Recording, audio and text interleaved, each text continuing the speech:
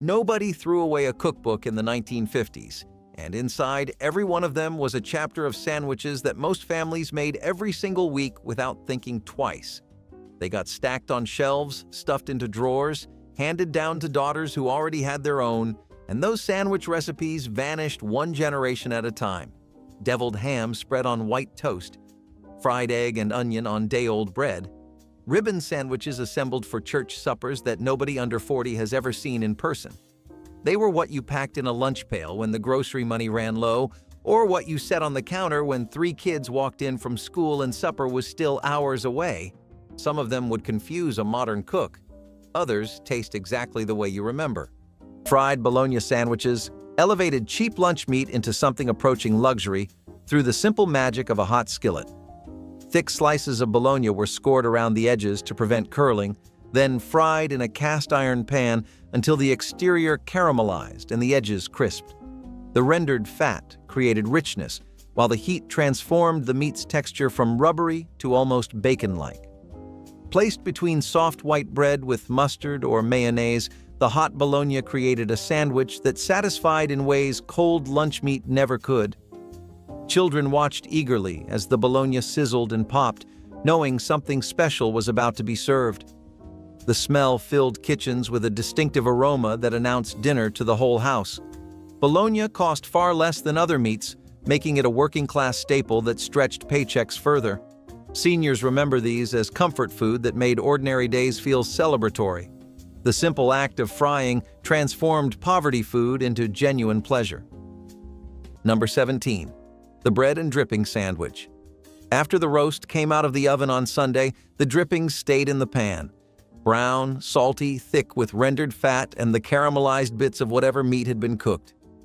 On Monday morning, when the roast was gone and the leftovers were running thin, someone spread those cold drippings on a slice of bread and ate it standing at the kitchen stove. This was standard practice in English, Irish, and Scottish households that brought the tradition to America. In coal towns across Pennsylvania and West Virginia, in steel towns along the Great Lakes, in farming communities where a single roast had to feed a family for a week, the drippings were not waste. They were a resource. The bread soaked them up like a sponge, and the flavor was deep and savory, more concentrated than the roast itself because everything had reduced in the bottom of that pan. Some families kept a dripping jar on the back of the counter the way other families kept a sugar bowl.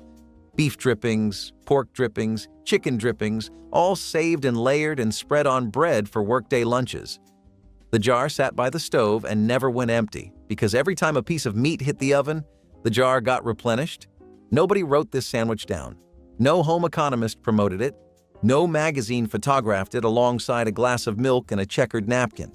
It was the meal you built from the memory of a better meal, and it carried the ghost of Sunday dinner into the rest of the week. Children who grew up in those houses can still describe the color of the drippings in the jar, the way it changed shade depending on whether the roast had been beef or pork or a stewing hen. By the time disposable aluminum pans replaced cast iron roasters and vegetable oil replaced animal fat in most kitchens, the dripping jar vanished from the counter, and with it went one of the most honest sandwiches anyone ever made. Number 11. The fried rabbit sandwich. Rabbit was the most common wild meat in the hills. You hunted them with a single-shot .22 or caught them in a box trap built from scrap lumber. The meat was lean and mild, somewhere between chicken and pork, but finer grained than either one. You soaked the pieces in salted water overnight, dredged them in seasoned flour, and fried them in lard until the crust turned deep brown. A fried rabbit leg or a piece of backstrap on white bread with salt and pepper was a Saturday supper in the Appalachian foothills from the 1920s through the 1960s. Boys learned to hunt rabbit before they learned to drive. The fried rabbit sandwich disappeared when the woods got smaller and the supermarkets got bigger, and a whole generation grew up never knowing what wild game tasted like between 2 slices of bread. There is a particular kind of knowledge that lives in the hands. Not in books, not in classrooms, but in the fingers that know how hot the grease should be before the bread goes in, how thin to slice the ham so it curls at the edges, how much pressure to put on a biscuit so it splits clean without crumbling. That knowledge was passed at kitchen tables and wood stoves and open fires for generations, And it was never written down because nobody thought it needed to be. It was just how things were done. When the last person who knew vanished, the sandwich vanished with them. Not because the ingredients disappeared, but because the hands that made it right were gone. That is what we actually lost here, not recipes. Hands. Before the squeamishness set in, beef tongue was a premium deli item. Sliced paper-thin, pink and smooth, laid across dark rye with nothing but a smear of brown mustard and maybe a leaf of lettuce if the counterman felt generous. Jewish delis and German delicatessens displayed whole tongues in their glass cases through the 60s, sitting alongside the pastrami and the corned beef, and nobody flinched. The preparation took hours, simmering, peeling the rough outer skin while the meat was still hot, pressing it under a weight to firm the texture, then slicing it so thin you could read the newspaper through it. It commanded a higher price than most cuts at the counter. By the 70s, a generation raised on boneless chicken breasts and shrink-wrapped steaks started asking what exactly they were eating, and the answer, a cow's tongue, ended the conversation. The old men who ordered it without looking at the menu are mostly gone now. The delis that sliced it are closing one by one. Number 15. Sloppy Joe Manhattan Style. The Sloppy Joe you remember from a school cafeteria tray was not the original. The original was a triple-decker deli sandwich invented at the Town Hall Deli in South Orange, New Jersey, in the early 1930s and adopted by Manhattan lunch counters by 1948. 3 slices of seeded rye, 2 layers of thinly sliced corned beef and Swiss, a layer of coleslaw, and a coat of Russian dressing between the layers. The whole sandwich was cut into quarters and pinned with toothpicks like a small flag held the thing together. You could eat one in 5 minutes and walk back to the office full. The deli claimed the recipe came home from a politician's vacation in Havana, where the bartender at a place called Sloppy Joe's served something similar with rum on the side. The story is more legend than history at this point, but the deli still tells it on the wall. The loose meat ground beef version came later out of Sioux City, Iowa, and took over the name by the late 40s. Articles about the cafeteria tray version were everywhere by 1957. One thing I noticed reading old menus is that the Manhattan version was always called Sloppy Joe with a capital, never Sloppy Joe lowercase, as if the name was a proper restaurant title. Most Americans today have no idea there were 2 completely different sandwiches called the same thing. The Manhattan one was better. Bologna and ketchup sandwich was the lunchroom underdog, a squishy, no-frills sandwich that somehow earned its place among childhood favorites. It was cheap, fast, and unapologetically plain. A slice or 2 of bologna, straight from the fridge, slapped onto soft sandwich bread, and dressed with a squirt of ketchup. That was it. No lettuce, no cheese, no frills.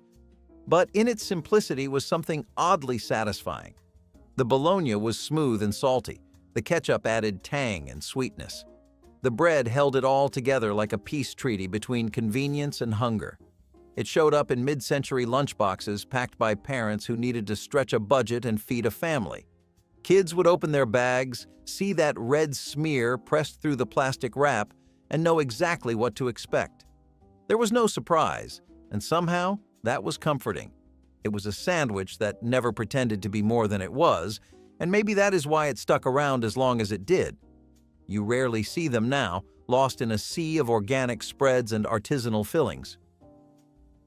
Elvis Presley wasn't the only one who loved a peanut butter and bacon sandwich. The combo of crispy, salty bacon and creamy, rich peanut butter created a high-protein, energy-packed sandwich that was a favorite for anyone in need of a quick and filling meal. It's easy to see why this sandwich caught on. It balanced savory and sweet, crunchy and creamy. The bacon gave it that satisfying crunch, while the peanut butter added a smooth richness. It wasn't the healthiest option, but when you're working with a tight budget and even tighter food supplies, it was a treat that gave you the energy to keep going. Not only was this a cheap meal, but it was also indulgent in a way that made you forget about how hard times really were. The combination of these 2 ingredients might have seemed strange, but it worked, and it worked well. But if you're craving something a little lighter, something that came before the age of bacon and peanut butter, The next sandwich on our list might be just what you need. Sardine and onion sandwich offered a bold oceanic flavor that thrived during an era when tinned fish was an affordable source of protein. Families opened small cans of sardines packed in oil and layered them over slices of hearty brown bread, adding thin rounds of raw onion for a pungent bite. Coastal communities embraced this sandwich for its convenience, while inland households appreciated the long shelf life of preserved fish.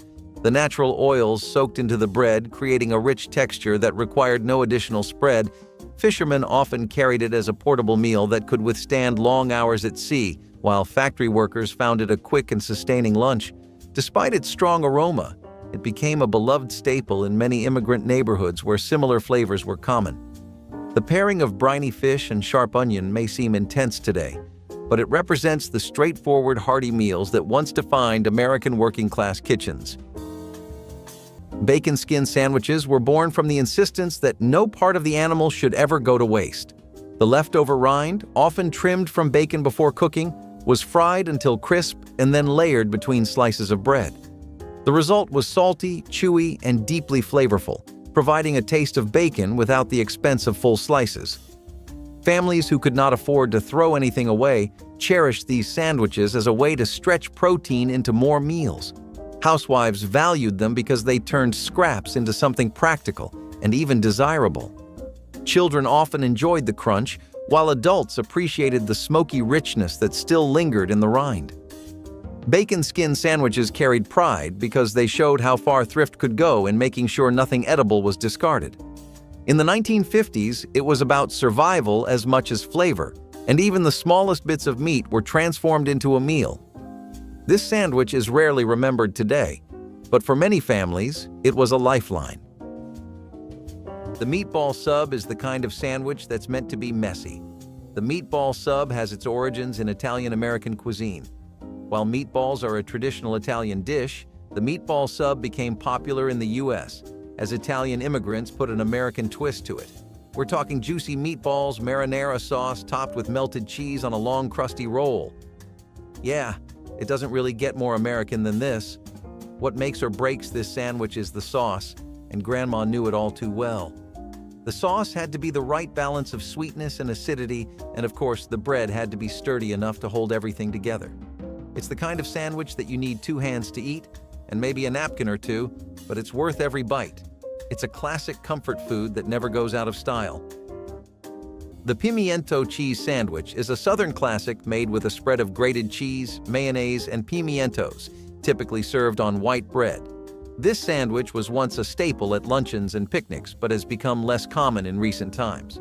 The peak its popularity was definitely during the 20th century, mostly as a homemade snack. The conventional prep would be pimiento peppers and cheese, soft or grilled, usually cream, spread across 2 loaves of bread.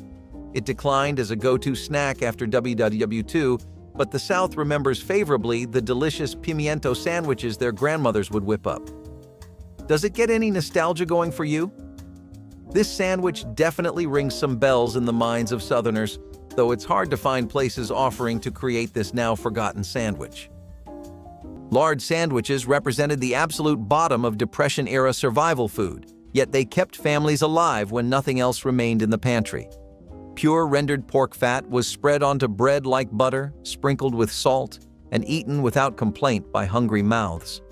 The texture was smooth and greasy, coating the tongue with richness that plain bread could never provide. The flavor was subtle, vaguely porky, with satisfaction that came from the fat's density and calories. During the hardest years, when even margarine was unaffordable, lard became the spread of necessity. Families rendered their own from pork scraps or bought it cheaply from butchers who had plenty. The sandwich provided essential calories that kept bodies functioning through hard labor and cold winters. Children ate them without knowing they were eating poverty food because their parents served them with dignity. Seniors who survived those years remember lard sandwiches with complicated emotions, grateful for the nourishment, yet haunted by the desperation. Number 30. The sugar sandwich. 2 slices of white bread, a thin layer of butter, and a heavy sprinkling of granulated sugar folded shut. That was it. In homes across the Midwest and the Deep South, This was what children ate after school when the pantry held nothing else worth eating. The butter kept the sugar from spilling out. Some families used brown sugar instead. Others added cinnamon if they had it, which turned it into something that almost felt like dessert. But this was not dessert. This was the meal between meals, the thing that kept a child quiet until supper was on the table. Mothers made them without thinking. Children ate them without complaining, and the whole thing cost less than a penny. Number 12, the cold biscuit and country ham. Country ham was salt-cured and smoked, and a whole ham hung in the smokehouse for months before anyone touched it. You sliced it thin, and if you were eating it hot, you fried it in a skillet and made red-eye gravy from the drippings. But the cold version was its own thing entirely. You took a leftover biscuit from breakfast, split it open, and laid a thin slice of uncooked country ham right on the bread. The salt in the ham was intense, almost sharp, and the cold biscuit was dense and firm from sitting on the counter since morning. Field workers in Virginia and Kentucky carried these in their coat pockets wrapped in a piece of cloth. The salt preserved the ham without refrigeration, and the biscuit held together no matter how rough the day got. It was portable, durable, and filling, and it tasted like smoke and salt and the place you came from. In the South, a pineapple sandwich was not a joke. It was a real thing made by real women who saw nothing strange about laying a ring of canned Dole pineapple on a slice of white bread spread with Duke's mayonnaise. The tang of the fruit against the richness of the mayo was a flavor profile that made perfect sense to anyone who'd grown up eating sweet pickles on ham. That push and pull between sugar and fat was the whole architecture of Southern sandwich making. Some added a slice of American cheese. Others sprinkled the pineapple with a little salt. The most committed version grilled it, letting the cheese melt and the pineapple caramelize until the kitchen smelled like a county fair griddle. It sounds impossible until you taste it, and then it sounds like your grandmother knew something about flavor balance that culinary school couldn't teach. The pineapple had to be canned. Fresh was too tart, too wet, too unpredictable. Control was part of the recipe. Number 11. Hot brown. Imagine you are a hotel chef in Louisville in 1926, working a dinner dance that has brought 1,200 guests through the doors of the Brown Hotel and will not let them leave. His name was Fred K. Schmidt, and he had 30 minutes to feed everyone. By midnight, the dancers wanted a fourth meal, and he did not have time to plate ham and eggs for 1,200 people individually. So he laid open-faced slices of toasted white bread on a sheet pan, fanned roasted turkey breast across them, draped 2 strips of bacon over each, ladled a thick Mornay sauce made from butter, flour, milk, Parmesan, and a dash of nutmeg poured generously across the bread and slid the pan under the broiler. The cheese bubbled, the bacon crisped, the toast browned at the edges. He plated each one with 2 halved tomatoes alongside, and the guests fell on it. Within a year, 95% of the hotel's customers ordered nothing else. The part that really surprised me digging into the records is that he served it with 2 halved tomatoes on the plate, never one, a small thing nobody mentions in the modern recipes. The grilled tomato halves cut the richness of the Mornay and reset your palate between bites. By 1948, every drugstore counter in the South had a version. The hot brown was a cousin of Welsh rarebit, but it had a turkey under the cheese, and that made it American. The dish required a real Mornay sauce, a real broiler, and a cook who could time the bubble like a kitchen version of a magician's reveal. As the counters cut staff in the 70s, it went off most menus. The Brown Hotel still serves the original. A handful of Louisville restaurants still serve the original. Outside Kentucky, you can drive across the country for a week and never see one listed. Your grandmother in Bowling Green could tell you exactly which restaurant did it best because she had eaten her way down the list of them in 1957. The apple and mayo sandwich might seem like a strange combination, but it was a surprisingly popular choice during tough times when ingredients were scarce and creativity in the kitchen was key. Sliced apples, typically tart varieties, were paired with creamy mayonnaise between slices of bread. The sweetness of the apples contrasted with the rich, tangy mayo, creating a unique and unexpected flavor profile. It wasn't the type of sandwich you would find in any deli, but it became a go-to option for those looking for something quick and different. The apples, which were relatively inexpensive and often readily available, provided a bit of freshness and texture, while the mayo added a comforting creaminess that tied the whole thing together. The apple and mayo sandwich was especially popular during times of rationing or when fresh produce was hard to come by, offering a rare chance to enjoy a sweet, crunchy bite.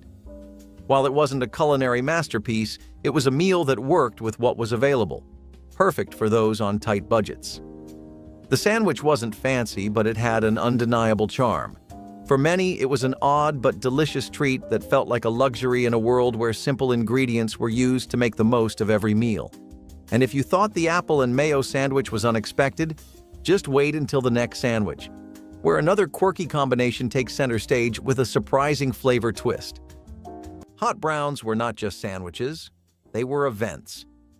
Hailing from Louisville, Kentucky, the hot brown was the kind of school lunch you did not expect to see in your lunchbox. But when you did, everything else faded away. It was open-faced, built on toasted bread, and layered with turkey bacon and a thick, rich Mornay sauce that made it feel like something that belonged in a fancy hotel, not the corner of a cafeteria tray. The whole thing was broiled until bubbly, golden, and just messy enough to feel indulgent. It smelled like home. It tasted like someone had really tried. Most kids stared at it, confused. But for those who knew what they were looking at, it was heaven. Each bite was creamy, salty, and warm, something between comfort food and special occasion. You ate it with a fork, or tried to. It was not meant to be neat. It was meant to fill you up and slow you down. Today, you will find them in restaurants, dressed up and modernized.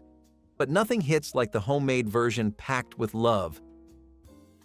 Peanut butter and lettuce sandwich surprised first-time tasters with its mix of creamy richness and crisp freshness. Smooth peanut butter spread thick across soft bread formed a savory base, while cool iceberg lettuce leaves added crunch and a faint grassy sweetness. The combination offered a pleasing contrast of textures that turned an ordinary pantry staple into something special. Families embraced it during the 1930s and 40s for its affordability and nutrition, since peanut butter supplied protein and lettuce brought vitamins. Without costing much, it was a popular school lunch because it traveled well and stayed fresh even on warm days. Some cooks drizzled a little honey or sprinkled salt for extra flavor, but many insisted the pure pairing was best remembered as a Depression-era innovation. The peanut butter and lettuce sandwich remains a clever example of how American home cooks turned limited resources into meals that were both practical and unexpectedly delightful to eat. Green pepper and egg sandwiches were the kind of filler meals that kept households going during lean stretches.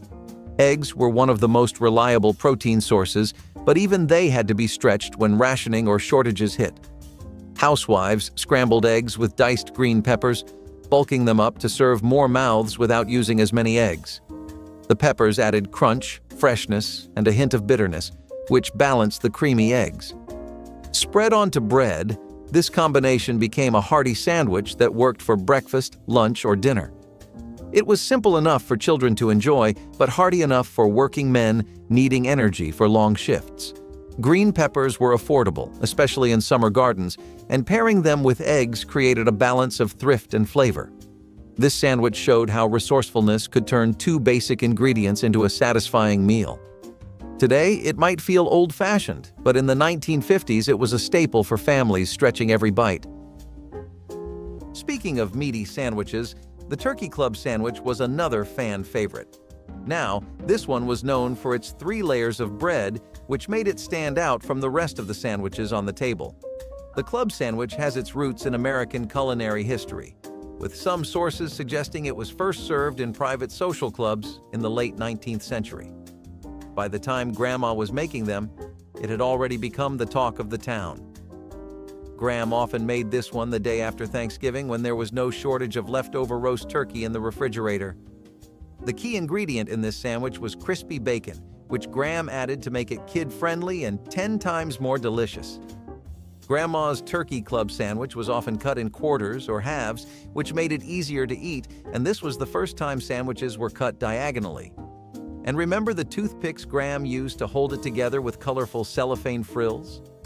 Brings back memories, doesn't it? Corned beef tongue with mustard in between fluffy bread slices. Okay, beef tongue might be way out of your palate, but don't disregard the corned beef tongue sandwich just yet. For something to fade from history, it's got to cement its spot there first, right?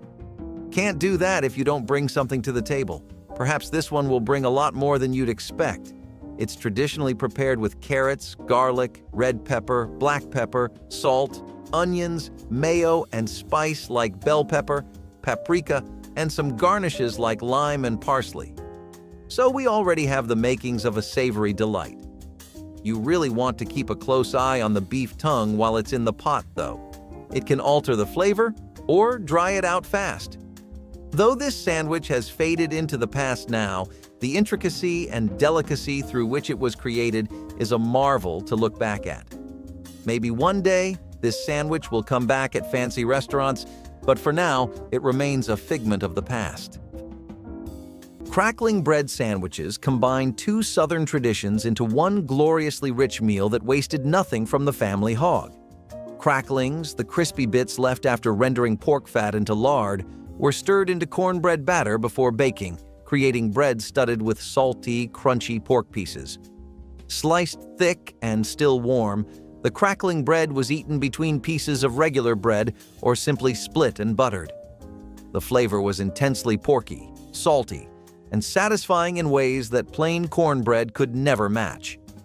This sandwich represented the waste-nothing philosophy defining rural Southern cooking during hard times. Every scrap of the pig found purpose, including the crispy remnants of rendering. Families made crackling bread during hog killing season, when lard production created pounds of cracklings. The bread kept well for days, becoming sandwich material for lunch pails and quick suppers. Seniors from rural areas remember the smoky aroma-filling kitchens and the satisfying crunch of crackling studded bread. Number 14. The cream cheese and jelly sandwich. A thick smear of Philadelphia cream cheese on one slice, grape or strawberry jelly on the other, pressed together and cut corner to corner. This was the sandwich mothers made when they ran out of peanut butter or when a child would not eat it, which happened more often than anyone admitted. The cream cheese gave it substance, the jelly gave it sweetness, and together they made something milder and richer than the standard version. It was a lunchbox constant through the 1950s and 1960s, and some families swore it was superior. By the 1980s, it had mostly disappeared, replaced by snack packs and juice boxes. But the people who ate them still remember exactly what they tasted like. Number 24. Sugar bread. White bread, a layer of butter, and a heavy pour of white sugar on top, folded in half. Some families used brown sugar. Some sprinkled cinnamon if they had it, but most did not. This was what you ate when the pantry was bare and the next check was still a week out. It showed up at kitchen tables across West Virginia, the Carolinas, and deep into the Tennessee hills from the 1930s through the 1970s. Mothers handed it to children and called it a treat because calling it what it was felt too heavy. The butter melted into the bread and the sugar gave you a rush that lasted about 20 minutes, and then you were hungry again. But for those 20 minutes, you were eating something sweet, and sweetness mattered when everything else was hard. Before I go further, for the folks who want more recipes like these all gathered in one place, I put together the Vintage Recipe Guide. It is a cookbook full of the kind of meals your people actually made. You can find it on my website, vintagelifestyleusa.com. I will not bring it up again. If you want it, it is there. Now, back to the list. Kraft printed the suggestion on a recipe card and dared America to try it. Velveeta cheese and grape jelly on white bread, grilled until the cheese turned to liquid and the jelly bled purple streaks through the whole mess. Parents who served it swore it covered both protein and fruit in a single sandwich, which was the kind of nutritional math that only the 1970s could produce with a straight face. The cold version was worse. Unmelted Velveeta had the texture of modeling clay, and the jelly sat on top like a wound. But the grilled version, if you caught it at the exact moment when the cheese had fully melted and the jelly had warmed into something almost like a glaze, landed somewhere between a grilled cheese and a Danish pastry. Kids who grew up eating them either loved them with a loyalty that embarrassed their adult selves or blocked the memory entirely. There was no middle ground. Velveeta and jelly was a commitment.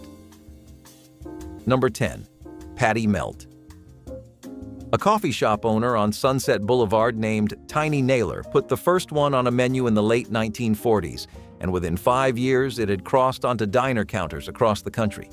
A thin ground beef patty seared on the chrome griddle, 2 slices of caramelized onion, 2 slices of Swiss, the whole thing pressed between buttered rye and grilled until the cheese ran in a slow river off the edges of the rye. You could turn one out in 4 minutes. Tiny's chain ran the sandwich for 50 cents in 1955, and the regulars came back twice a week for it. The onion was the trick.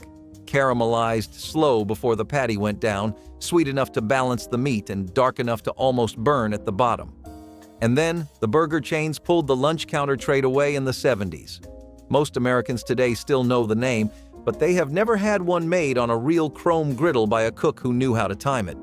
The chain version is a different sandwich entirely. The lunch counter version is gone. The mashed potato sandwich is one of those unassuming comfort foods that became a staple for many families during hard times. When there wasn't much in the pantry, leftover mashed potatoes provided a quick and filling solution. The sandwich itself was simple. Just a hearty serving of mashed potatoes spread between 2 slices of bread. While it might sound basic, the potatoes brought both substance and satisfaction, especially when other food options were limited. The mashed potatoes could be enhanced with black pepper or a drizzle of gravy if you were lucky enough to have it, adding a little extra flavor to what was essentially a very simple dish. The real beauty of the mashed potato sandwich was its versatility. If you had no other ingredients, it could still make a fulfilling meal. It was also a great way to use up leftovers from a previous meal, turning a side dish into the main course. This sandwich wasn't about gourmet flavors or complex ingredients. It was about being resourceful and making the most out of what you had. For many, it was an affordable, easy way to stretch meals further, especially when money was tight. The mashed potato sandwich might not have been the most glamorous option, but it was a meal that served its purpose well. And while it might seem simple, the next sandwich on our list takes leftovers and transforms them into a surprisingly hearty option. Chicken salad sandwiches were the quiet heroes of the lunchroom, the kind of sandwich that looked unassuming but delivered comfort in every bite. They started with leftover chicken, chopped fine or shredded, then folded into mayonnaise with bits of celery, sometimes a hint of onion, maybe a touch of mustard or dill. It all depended on who made it.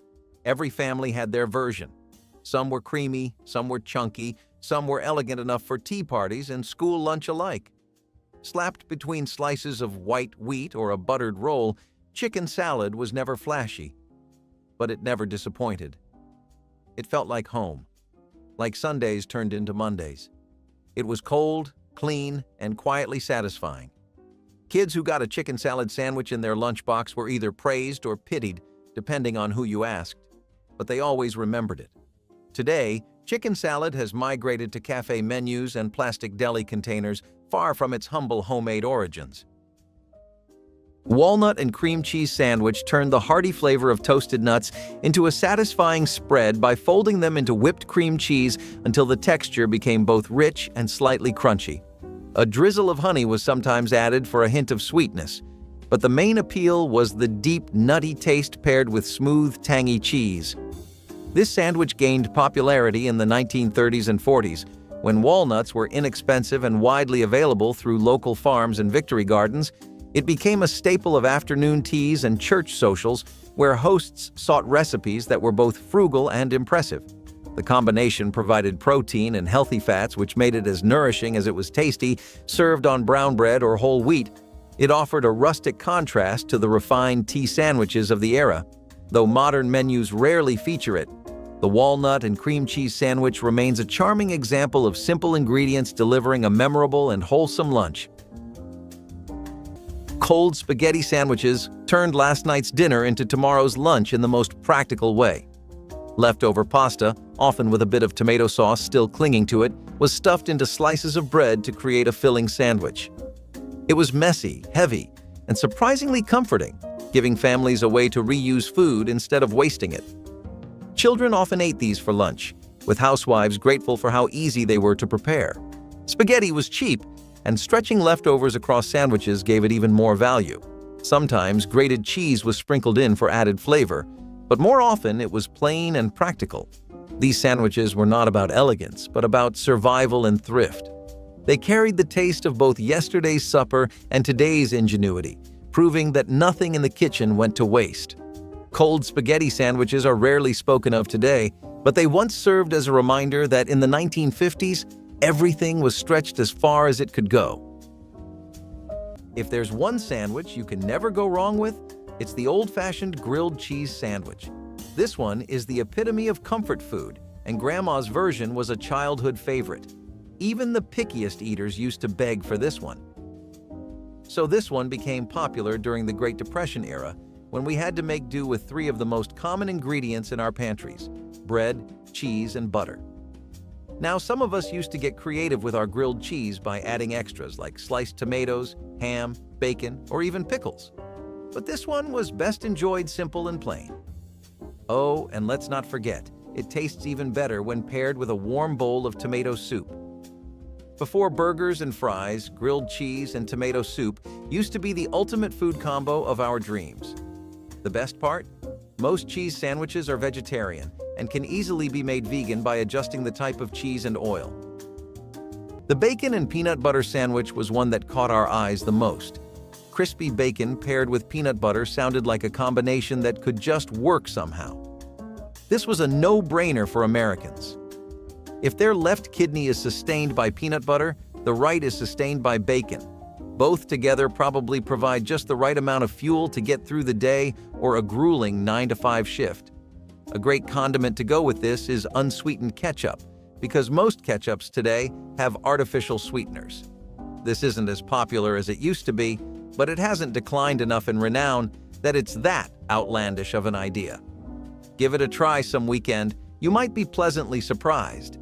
Sautéed or caramelized onions provide just the right complementary flavor to the crispy bacon, while also not overloading your taste buds because of the peanut butter. Mustard sandwiches represented rock-bottom survival food during the hardest years of American poverty, yet they carried surprising dignity in their simplicity. 2 slices of bread spread generously with bright yellow mustard created a meal costing virtually nothing but still feeling intentional. The tangy, vinegary bite provided flavor intensity that plain bread could never deliver alone. Children walked to school with these in their lunch pails during the Depression, eating them without shame because everyone understood hard times. The mustard's sharpness fooled the brain into thinking something more substantial had been consumed. Families kept large jars of cheap yellow mustard in pantries, knowing it could stretch meals when nothing remained. The sandwich required no refrigeration and could be made by the youngest child.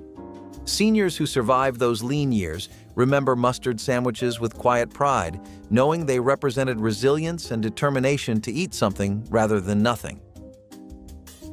Number 28, the mustard sandwich. Yellow mustard spread thick on white bread. That was the whole recipe. During the Depression, families who had run through everything else still had a jar of French's in the cupboard because mustard lasted forever and cost almost nothing. Children brought these to school wrapped in wax paper and ate them fast so nobody would see. It was the sandwich people made when they were too proud to ask for help and too hungry to skip a meal. Some added a slice of raw onion if one was left in the bin. That bite of heat and acid tricked the stomach into thinking it had received something real. It had not, but it got a person to supper time. Number 17, the poke salad and egg sandwich. Pokeweed grows wild across the American South, and in the hills it was one of the first green things to come up in spring. But you had to know what you were doing. The raw plant is poisonous. You picked the young leaves before they got too big, boiled them in 3 changes of water to pull the toxins out, drained them, and fried them in bacon grease with scrambled eggs. The cooked greens tasted something like spinach, but earthier, and layered on bread with the eggs they made a sandwich that tasted like the woods themselves. Old-timers in the Ozarks and along the Appalachian ridges knew exactly when to pick poke and exactly how long to boil it. That knowledge passed from mother to daughter for generations. Today, most people walk right past pokeweed without recognizing it, and the sandwich walked away with them. The men who ate sardine sandwiches did not apologize for them. They peeled back the tin lid with the key, laid the small silver fish across dark rye bread, squeezed lemon from a wedge in the refrigerator door, added a line of hot mustard, and ate at the kitchen table with a glass of beer and the evening paper. The sardines came packed in olive oil or mustard sauce, imported from Portugal or Norway, and the brands mattered. King Oscar for the purists, Beach Cliff for the budget-minded, Brunswick for the ones who bought whatever was on sale.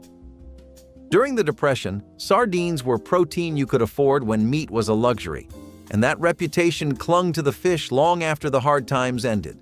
By the 70s, a sardine sandwich was a working man's lunch, eaten without ceremony. The smell lingered in the kitchen for hours afterward, and everyone knew what he'd had. He didn't care. The fish cost 30 cents a tin and kept him full until dinner. Number 20. Underwood deviled ham on rye. Peeling back that red foil tin was the sound of a lunchbox opening from 1922 through about 1968. The tin held a paste of finely ground ham, mustard, vinegar, and spices that the William Underwood Company had been selling out of New England since 1868.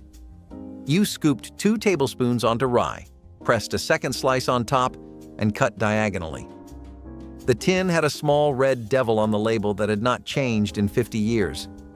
It was the oldest registered trademark on a food product in the country. Mothers packed deviled ham sandwiches in metal pails for steel mill shifts and for school because the paste held up through a 6-hour day in any weather. But the kids called it pink mush by the 70s, and the doctors said the salt was too high. The deviled ham sandwich went to ground, and the small red devil on the tin became the only thing about it most Americans remembered. The lard and salt sandwich is one of those meals that perfectly embodies the ingenuity and resilience of families during the Great Depression, when food was scarce and every penny had to stretch. It was as simple as it sounds, just bread, lard, and a generous sprinkle of salt. The lard, which was a cheap and readily available source of fat, provided the sandwich with richness and moisture, while the salt helped enhance the flavor, making it more palatable. While it may not have been fancy, the lard and salt sandwich was a practical and filling option when other food was out of reach. Bread was often the most affordable ingredient, and lard was something many households had on hand, especially those who lived on farms where pigs were raised for their meat. This sandwich wasn't about gourmet dining, it was about making do with what was available. Despite the lack of variety, it kept hunger at bay and provided some much-needed energy during a time when food options were limited. It was a meal that could be whipped up quickly and was surprisingly satisfying. Though it may seem unappealing today, the lard and salt sandwich was an essential part of survival for many families. It's a reminder of how people used their resourcefulness to make meals out of the most basic ingredients. And while lard and salt might have filled many bellies, the next sandwich on our list brings together a different combination of simple ingredients to create a surprisingly satisfying meal. When the budget was tight and even jam or jelly was out of reach, butter and sugar sandwiches came to the rescue. It was as simple as it sounds, a thick layer of butter spread on white bread, then topped with a generous sprinkle of sugar. For many, this became the go-to treat, especially during the Depression. It was sweet, satisfying, and didn't require much in terms of ingredients. The butter added richness, and the sugar gave it a touch of sweetness, making it feel like a real dessert, even if it was just a way to fill the stomach when times were tough. The best part? It was incredibly cheap to make, and you didn't have to go hunting for expensive ingredients. Families would often have this as a snack or even as a light dessert to end the day. Despite how simple it seems, there's something comforting about its humble sweetness. But as simple as butter and sugar may be, it's about to get even simpler with the next sandwich on our list. Pimento cheese sandwiches were a Southern love letter written in cheddar, mayonnaise, and bright red pimentos, served between soft white bread and packed with personality. This was not just a sandwich. It was a tradition, a ritual, and sometimes a dare for kids unfamiliar with its bold, tangy flavor. The cheese was sharp. The mayonnaise mellowed it out. The pimentos? They brought color, a hint of sweetness, and that unmistakable peppery kick. Pimento cheese was often whipped into a spread and slapped onto sandwich bread before being wrapped in wax paper and tossed into a lunchbox. It squished a little, stained the paper orange, and always felt like it had something to prove. Some kids swapped them, others hid them, but everyone remembered them. It was not the kind of sandwich that blended in, and that was the point.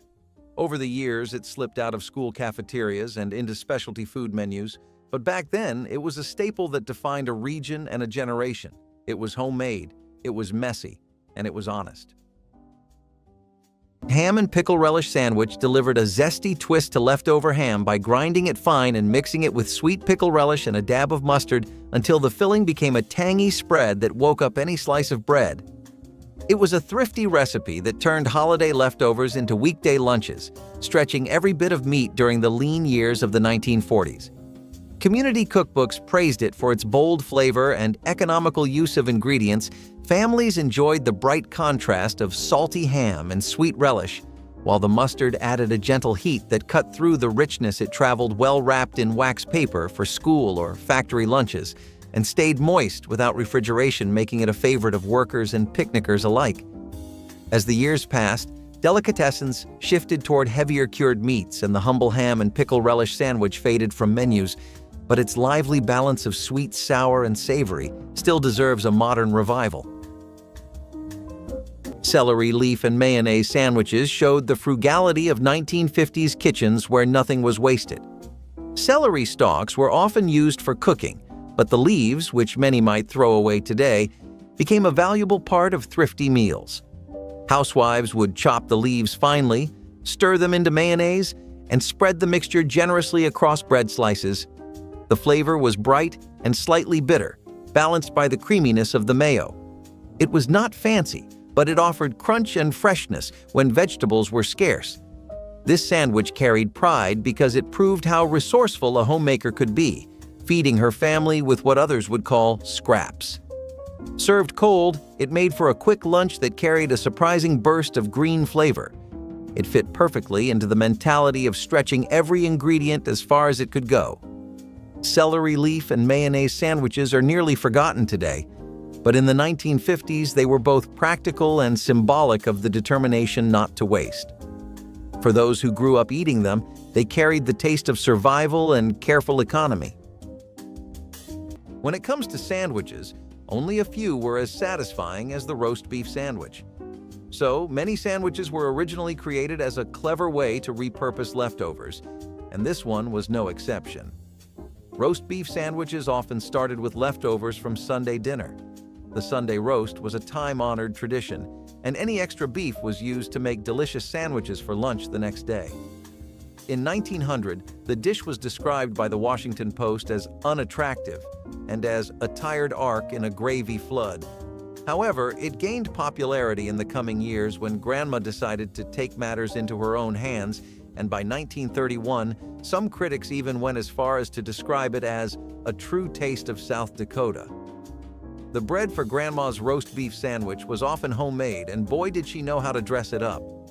Whether it was a dollop of horseradish sauce, a spread of mustard, or a smear of mayonnaise, Gram knew exactly what it needed, and if we got lucky, she even snuck in a slice of cheese.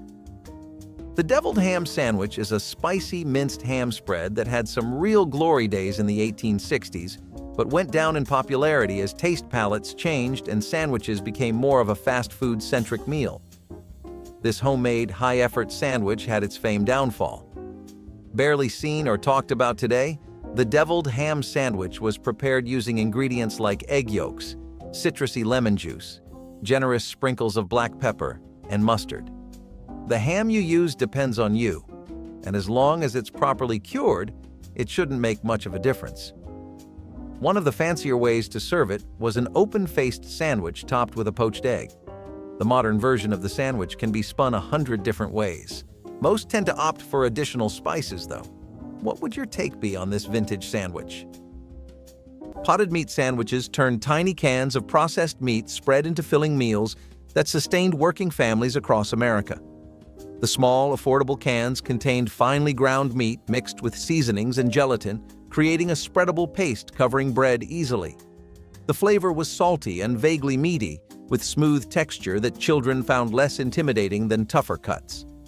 Spread thick between slices of soft white bread, sometimes with mustard or pickle slices, potted meat made a complete sandwich for pennies.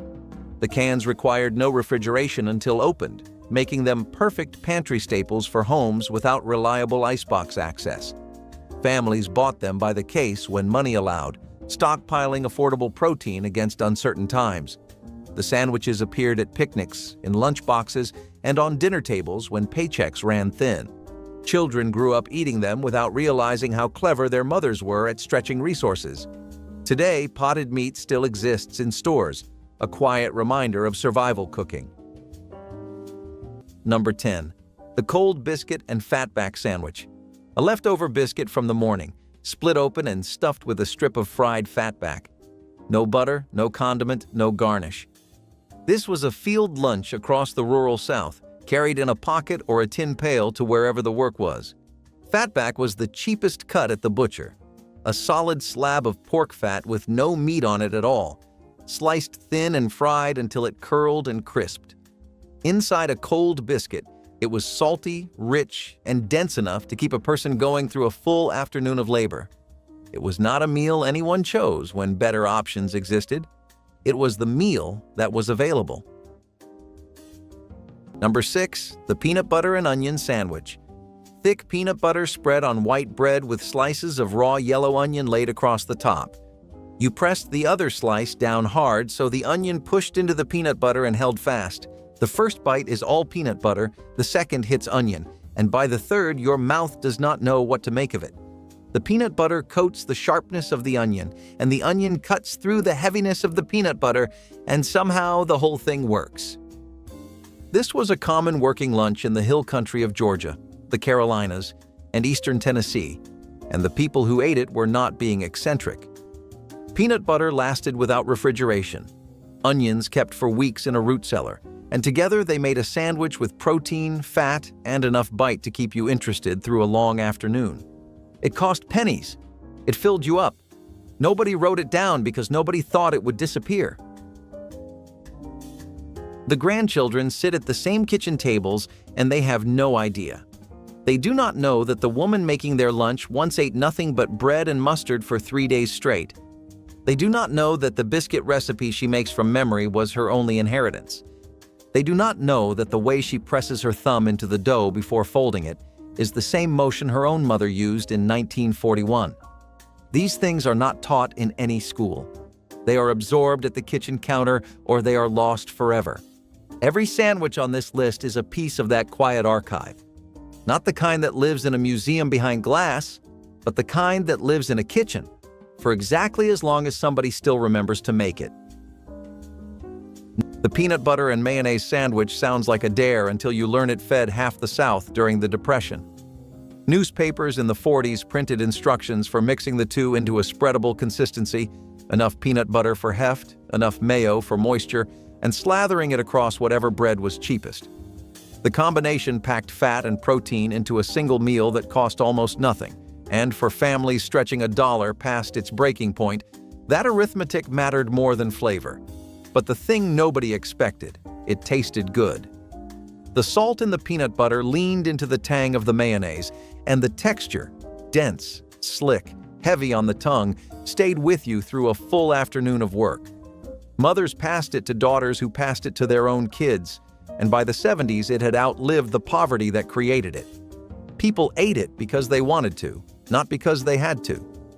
That shift, from necessity to choice, was the quiet victory of a sandwich nobody bragged about making. Number 12. Pimento cheese on rye. At Augusta National in 1947, a couple named the Herndons sold pimento cheese sandwiches on the course for 25 cents apiece, and the recipe spread from there to every drugstore counter in the South within a decade.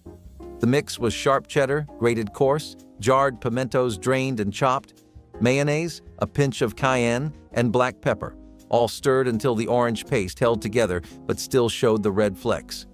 You ate it on rye, white, or pumpernickel, cold, with a sweet pickle and a glass of sweet tea. A Walgreens in Atlanta listed pimento cheese on rye for 30 cents in 1955. A Liggett's in Charlotte ran a Saturday special at 20. The pimento cheese sandwich has held on better than most on this list. Even so, the drugstore counter version is gone. The lunch counters that built their reputation on this sandwich were inside Woolworth stores that desegregated in 1960 after 4 students sat down and refused to leave for 5 months running. The counters kept their stools through 1993 and then closed for good. The sandwich outlived the counter that made it famous, which is the strangest small monument the food world has. The fried bologna and mustard sandwich is one of those classic comfort foods that speaks to simplicity and practicality. A true Southern favorite, this sandwich became a staple in many households during tough times when meat was scarce and budgets were tight. Bologna, a processed meat that was inexpensive and easy to find, was fried until it curled up, creating crispy, golden edges that added texture and flavor to the sandwich. The bologna's richness was perfectly complemented by a generous smear of mustard, which added a tangy zing that cut through the greasy richness of the fried meat. It wasn't a sophisticated meal, but it was satisfying, hearty, and filled you up without costing much. The best part was how easy it was to prepare. A quick fry on the stove and a spread of mustard, and you had yourself a meal in no time. The bologna was affordable and could be bought in bulk, making it a practical choice for families trying to stretch their food dollar. While it may not have been gourmet, the fried bologna and mustard sandwich provided a familiar, comforting taste that many still remember fondly today. It wasn't about fancy ingredients or elaborate cooking methods. It was about making something hearty and satisfying with what was available. And while this classic combo hits the spot, the next sandwich on our list takes another humble ingredient and turns it into something surprisingly delicious. Ham salad sandwiches were what you made when dinner became tomorrow's lunch, and nothing went to waste. Chopped leftover ham mixed with mayonnaise, a spoonful of relish, and maybe a dash of mustard turned into something far greater than the sum of its parts. The result was creamy, salty, tangy, and just textured enough to let you know this was not store-bought. It sat heavy on white bread and came wrapped in wax paper or pressed gently into a sandwich bag that stuck to the crust by lunch hour. Kids either loved ham salad or politely declined the swap. It had presence. A slightly chunky spread with pink edges and flecks of green. Grandparents swore by it. Cafeterias served it weekly, and for a long time, it was a way to turn leftovers into something that felt brand new. It was a lunchbox classic for those raised with one hand on the cutting board and the other on the budget. Today, it rarely shows up in modern school lunches, replaced by prepackaged options and flashier flavors. Anchovy and egg sandwich offered a bold coastal flavor that appealed to those who loved a briny bite. Finely chopped anchovies were blended with butter and mashed hard-cooked eggs, creating a creamy, salty spread that was both rich and nourishing. This hearty mixture found popularity in port cities and immigrant neighborhoods where tinned anchovies were inexpensive and plentiful families appreciated the protein boost during the lean war years, while diners enjoyed the unique taste that stood out among milder lunch offerings. A squeeze of lemon or a pinch of black pepper often rounded out the filling served on rye or crusty white bread. It provided a satisfying lunch that required no refrigeration and little effort. By the 1950s, changing tastes and a move towards sweeter, milder flavors pushed it aside. But the anchovy and egg sandwich still carries the memory of an era when bold ingredients and simple preparation came together to create something unforgettable and full of character. Cold rice sandwiches were born out of pure necessity and resourcefulness in households that could not afford to let a single grain go to waste. Housewives in the 1950s would gather up leftover rice from the night before, stir it together with mayonnaise for a creamy texture or syrup when they needed sweetness, and spread the mixture thickly between slices of bread. It was filling, cheap, and required nothing more than what was already sitting on the kitchen shelf. Children often carried these sandwiches in their lunchboxes, not because they wanted them, but because that was what kept bellies full until dinner. The texture was unusual, with the rice grains giving a chewy bite, but the bread softened it into something manageable. Syrup versions leaned toward dessert while the mayonnaise versions leaned toward sustenance. showing how flexible one idea could become. It was a sandwich that never pretended to be glamorous, yet it provided quick fuel when times were lean. Cold rice sandwiches are almost forgotten today, but they carry the quiet reminder that survival in the 1950s kitchen was more about cleverness than choice. Let's kick things off with a classic that's got a bit of a spicy kick: deviled ham spread. If you have memories of peeking into Grandma's pantry, I'm sure you remember spotting a can of deviled ham sitting quietly on the shelf at all times. This spicy spread has been around since the 1800s. The term deviled refers to the practice of adding spices to meat, and that's where this spread got its name from. Deviled ham is basically the spicier cousin of Spam. While Spam is known for its basic pork goodness, deviled ham takes it up a notch with a spicy kick and a whole lot of flavor. Back in the day, this spread was a go-to for quick and easy sandwiches. Graham would slather it on homemade bread or serve it up on crackers as a savory snack. The head cheese sandwich, in basic terms, is just slices of head cheese, which is a cold cut made from meat from the head of a calf or pig on bread. If you'd rather not the head, then you can also use trimmings, and in terms of assembly, this resembles more of a charcuterie board than anything else. It's packed to the brim with vegetables, spices, and other aromatics. Though still, the entire head of an animal can be a bit of a daunting task for any chef. Once you've got your bread toasted and your spread spreaded, add your spices and vegetables and the hog's head cheese and assemble accordingly. If you actually manage to pull it off, this is definitely a vintage worth getting your hands dirtier than usual. Brown sugar sandwiches offer deeper, more complex sweetness than their white sugar cousins, with molasses notes that made them feel almost sophisticated.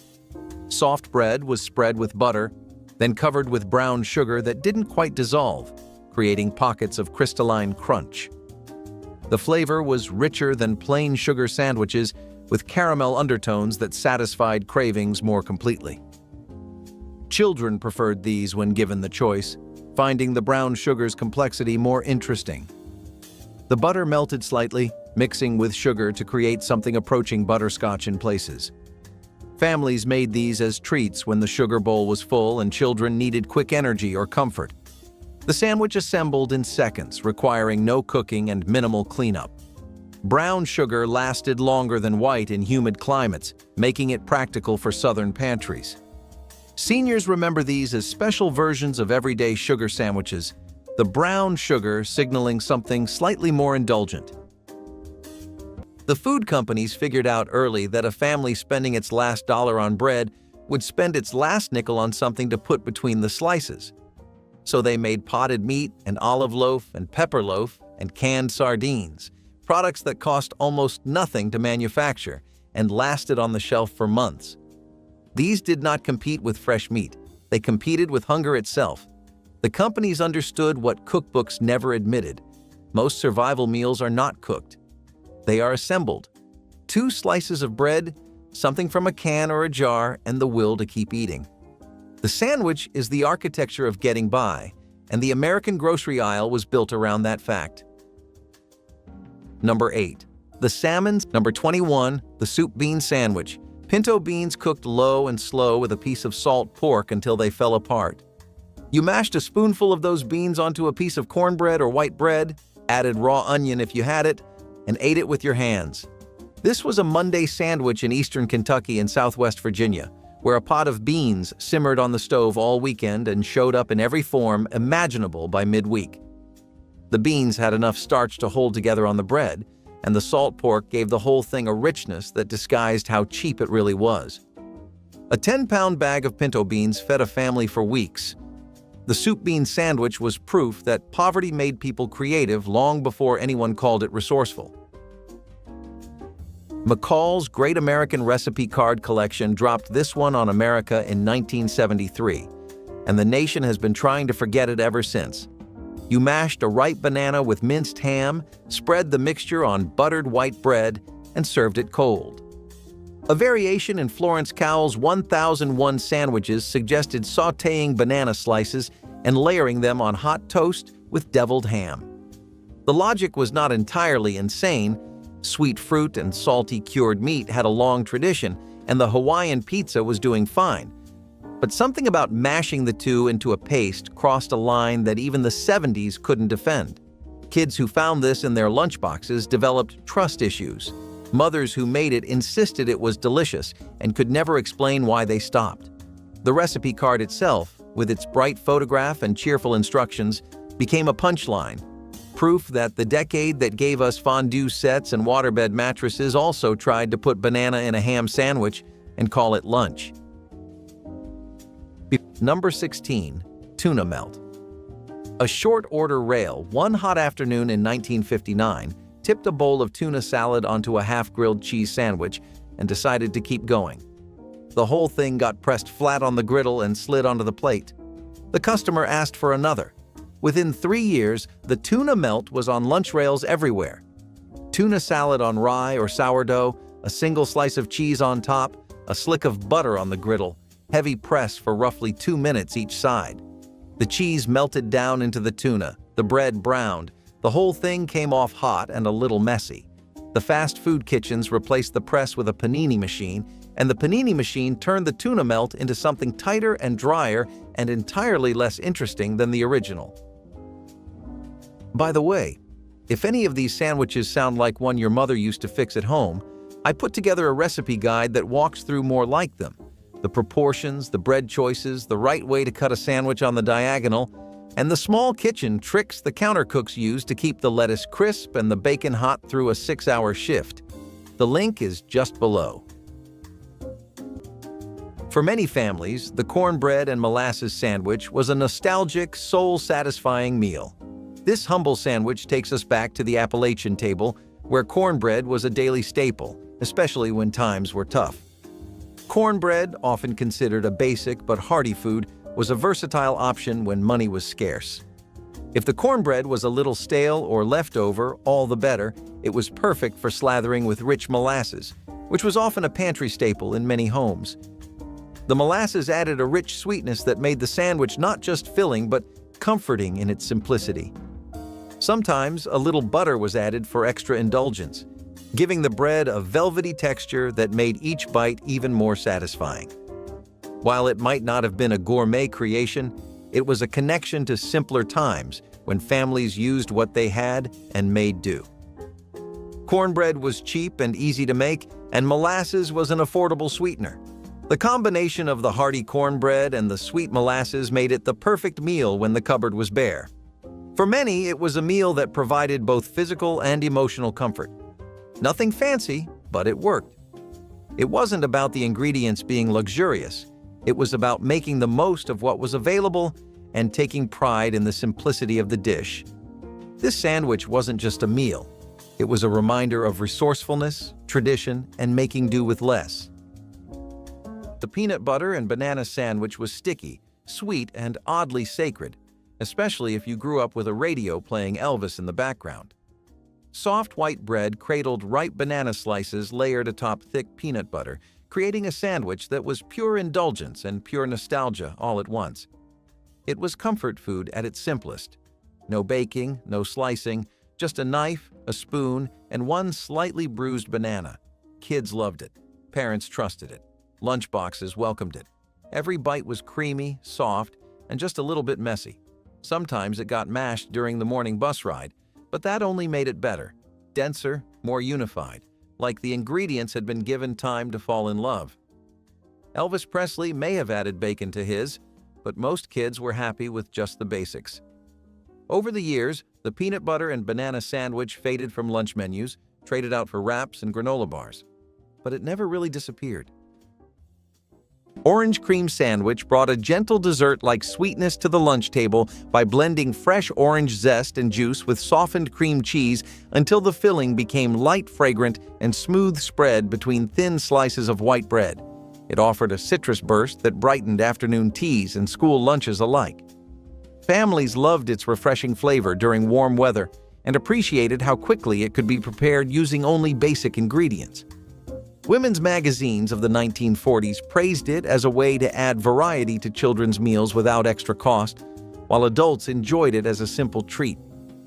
After a light supper, its cheerful color and delicate aroma made it a favorite for spring gatherings, and it often appeared alongside lemonade and sponge cake on picnic blankets. Although it has largely disappeared from modern kitchens, the orange cream sandwich stands as a testament to the creativity of home cooks who could transform everyday fruit and dairy into something quietly delightful and memorable.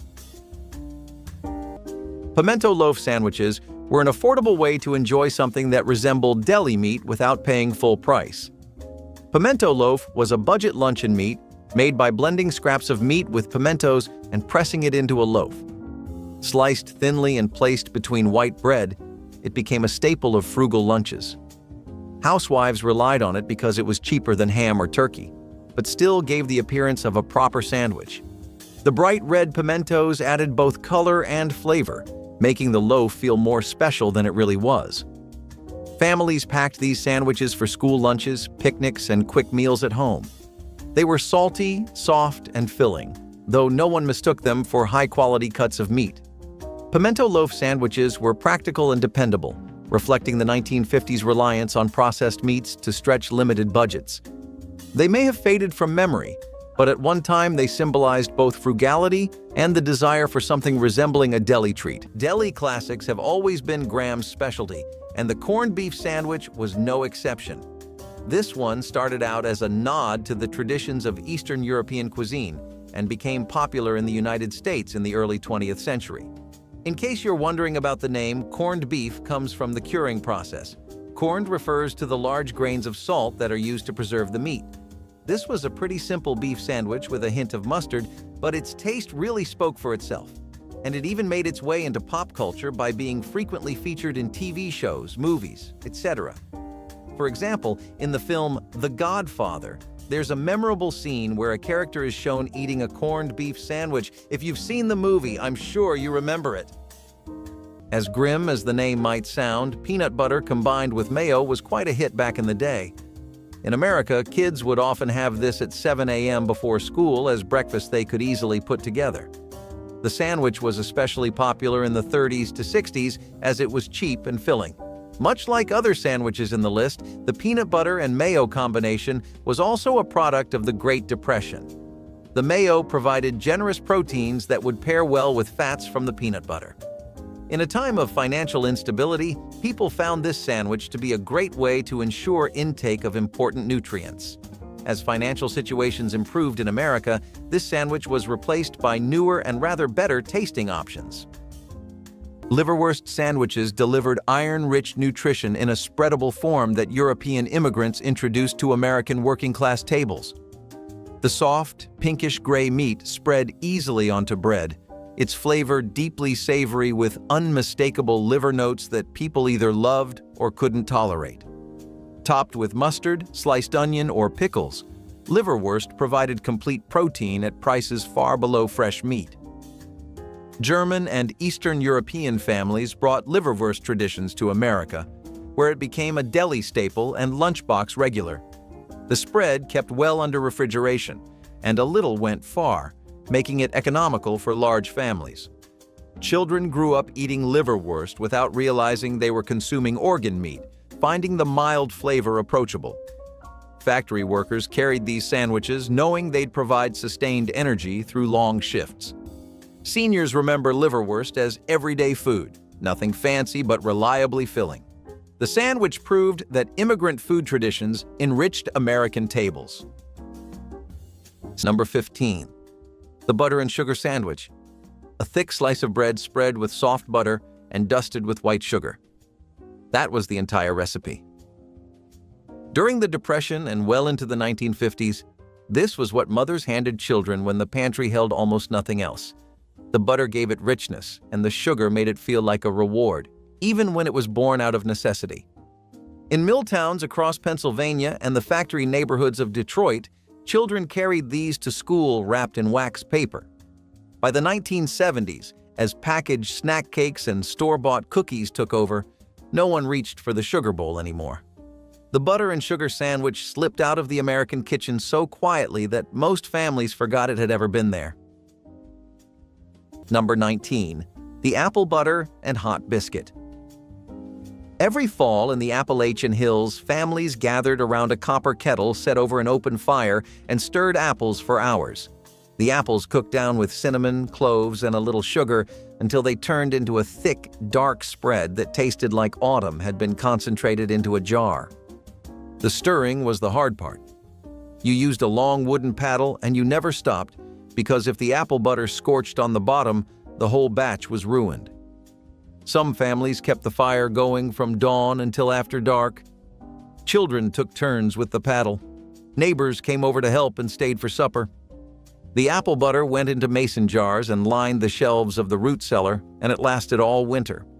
When you split a hot biscuit straight from the oven and spread that dark apple butter across the steaming inside, the heat from the biscuit loosened the spices and the whole kitchen smelled like October.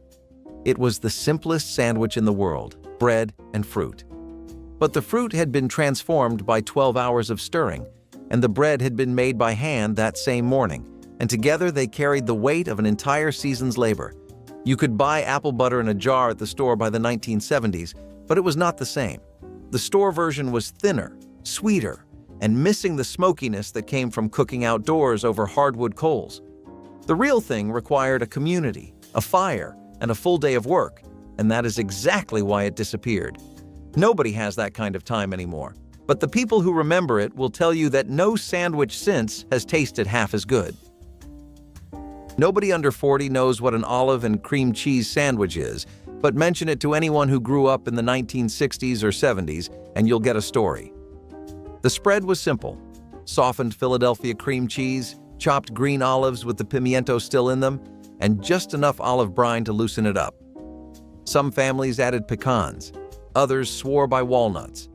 The whole thing went on crustless white bread, cut into triangles, and appeared at every baby shower, bridal luncheon, and bridge club meeting from Mobile to Minneapolis. The women who made it never used a recipe. They knew the ratio by the color of the spread: pale green with flecks of red, loose enough to smear but stiff enough to hold the bread together. One woman remembered eating her first one from a cooler in her grandmother's back seat during a road trip, and the taste, briny, creamy, cold from the ice, was the taste of every summer drive she ever took. The woman who packed that cooler has been gone for years. The sandwich went with her. Number 25. Egg salad on white. Spreading egg salad using the rounded side of a spoon was the very first lesson a new waitress got at the rail. Knives were not allowed for this. 4 hard-boiled eggs, 2 tablespoons of mayonnaise, a pinch of celery salt, and a paper-thin slice of green pepper if you felt fancy. The bread was always white, always sliced thin, like a paper napkin folded around the filling. Waitresses cut sandwiches into triangles and stacked them on plates lined with leaf lettuce, eaten standing at the rail in under 11 minutes. The dime store counters quietly closed. The drugstore lunchrooms closed. The sandwich went with them. Your grandmother could still make one by feel. Most of her grandchildren cannot. In the summer, when tomatoes were in season and fresh produce was at its peak, tomato and sugar sandwiches became a beloved choice. Thick slices of juicy, ripe tomatoes, sprinkled with sugar, were placed between slices of bread. It might sound odd, but the sweetness of the sugar balanced the tang of the tomatoes, making it an unexpectedly delicious combo. Some people even added a little mayonnaise to the mix for extra creaminess. This sandwich became a perfect treat, often eaten barefoot on the porch in the warmth of summer. It was simple and sweet, a perfect way to enjoy the bounty of the season without spending much. While it was certainly a summertime favorite, this combo is one of those meals that people today may never quite understand. But if you think this sweet and savory duo is odd, the next sandwich is even more unconventional. Sometimes, simplicity was the answer when it came to making a meal out of what was available, and the ketchup sandwich was a prime example of that. When food was scarce and the pantry was running low, a ketchup sandwich became a quick, affordable solution. It was as simple as it sounds, just bread and ketchup. It may not seem like much, but for many families, it was a meal that could be thrown together in a matter of minutes, with nothing more than 2 slices of bread and a squeeze of ketchup. There was something comforting about the tangy sweetness of the ketchup paired with the soft, familiar bread, making it a surprisingly satisfying combination. It wasn't about fancy ingredients. It was about making the most out of what you had. If you were lucky and payday wasn't far off, you might even add a Kraft single for a little extra richness, transforming it into a cheese and ketchup sandwich. But in its most basic form, the ketchup sandwich was a testament to the resourcefulness of families making do in tough times. It was a meal that required little preparation but still filled the stomach. This sandwich wasn't about high-end flavors or ingredients. It was about stretching what little you had and getting through the day with a simple, reliable meal. And while the ketchup sandwich was straightforward, it's about to get a little more indulgent with the next sandwich, where the flavor combinations get a bit more interesting. The lettuce sandwich was what you got when there was nothing else, and yet it became something more. Just 2 slices of bread and a few crisp leaves in between, maybe with a swipe of butter or a dusting of salt if someone was feeling generous. It was minimalist, it was plain, but in a strange way, it was also pure. In the early 20th century, when meat was a luxury and refrigeration was not guaranteed, the lettuce sandwich became a reliable go-to. It was light, refreshing, almost delicate in a time when food was anything but. Packed into school lunches, it was easy to make, hard to mess up, and always surprising in how much it satisfied. Kids might groan, but they still ate it, and maybe even liked it. Over time, it faded into punchlines and parody, replaced by protein-heavy, sauce-drenched monsters that took 3 napkins to conquer. But the lettuce sandwich was never trying to impress. It was just trying to get the job done, and sometimes that was enough. Banana and mayo sandwich stood as a Southern classic where ripe bananas met smooth mayonnaise on soft white bread, creating a sweet and tangy combination that puzzled outsiders but delighted generations of families across rural towns. The creamy mayo blended with the natural sugar of the bananas, forming a rich spread that needed no extra seasoning. People enjoyed it chilled for a cooling summer lunch or packed it into lunch boxes for long days in the fields because the ingredients were cheap filling and easy to find during the 1930s and 40s when other fruits were scarce. This sandwich offered a satisfying taste of sweetness with a touch of protein from the mayonnaise. Some cooks added a sprinkle of salt or a dash of lemon juice, but tradition kept it simple. Church picnics and roadside diners both served it proudly, proving that comfort food often lives in the most unexpected pairings and its nostalgic charm still tempts adventurous eaters today. Canned peach and whipped oleo sandwiches reflected the blend of convenience and necessity that defined many 1950s kitchens. Margarine, often called oleo, was cheaper than butter and spread easily, while canned peaches provided sweetness and a taste of fruit when fresh options were unavailable. Housewives mashed peaches into the margarine, whipping the mixture into a spreadable paste that was both bright and filling. Pressed between slices of white bread, it became a sandwich that looked cheerful and tasted indulgent, even though it was entirely practical. The syrup from the peaches seeped into the bread, making it soft and sweet, while the oleo gave it richness. This sandwich carried the feeling of a treat, even though it was born from rationing and limited budgets. Families appreciated how far one can of peaches could stretch when turned into spread, especially when children craved something sweet. Canned peach and whipped oleo sandwiches may sound strange today, but they once represented both thrift and comfort in equal measure. Hot slaw. Sandwich turned leftover cabbage into a warm and hearty meal that fit perfectly with the frugal habits of the Great Depression. Families would shred cabbage, onions, and carrots, then cook them down with vinegar, sugar, and a hint of mustard until the mixture became tender and tangy. This hot slaw was piled generously onto buttered buns or thick slices of bread, making a filling dinner when meat was out of reach. The heat of the slaw softened the bread slightly, creating a comforting texture that felt indulgent. Despite its simple ingredients, diners and boarding houses across the Midwest served it as a reliable daily special, while home cooks appreciated how it stretched a small garden harvest into a satisfying supper. Its aroma of sweet and sour cabbage would fill the kitchen and invite everyone to the table long after those lean years ended. The memory of that steaming sandwich lingered as proof that thrift and taste can live side by side. Liverwurst might not be everyone's cup of tea, but for those who loved it, there was nothing quite like a liverwurst sandwich. So, liverwurst, or liver sausage, has German roots and is a staple in many European countries. The name liverwurst comes from the German words Leber, which means liver, and Wurst, which means sausage. This one was also made with rye bread and was a common street food in the streets of New York. Grandma gave it a home-like feel by using homemade bread and using fresh veggies and toppings like mustard, pickles, or onions. Grandma knew that liverwurst sandwiches were a bit of a specialty, something that not everyone would appreciate. But for those who did, it was a real treat. A rather repulsive combo for some and appealing taste for others. The anchovy paste sandwich is a savory spread made from anchovy paste. This is less of a sandwich and more of a versatile condiment, but it does work extremely well on sandwiches, especially because the bread balances out the anchovy's taste. Historically, anchovy paste has always been used to give flavor and some pros to your health, but in the USA, it picked steam as a spread for sandwiches. You can spice this up with fried eggplants, tomatoes, chopped chicken chunks, a salad dressing, or anything you can imagine. This is one of those sandwiches where every time you try it, you can experiment. Bacon dripping sandwiches turned saved cooking fat into meals delivering rich, smoky satisfaction without wasting precious bacon. Families saved bacon grease in jars beside the stove, the accumulated fat representing flavor wealth too valuable to discard. The drippings were spread onto bread while still warm, absorbing into the soft surface and creating butter-like richness. Salt was usually unnecessary since the bacon fat carried plenty, though some added pepper for warmth.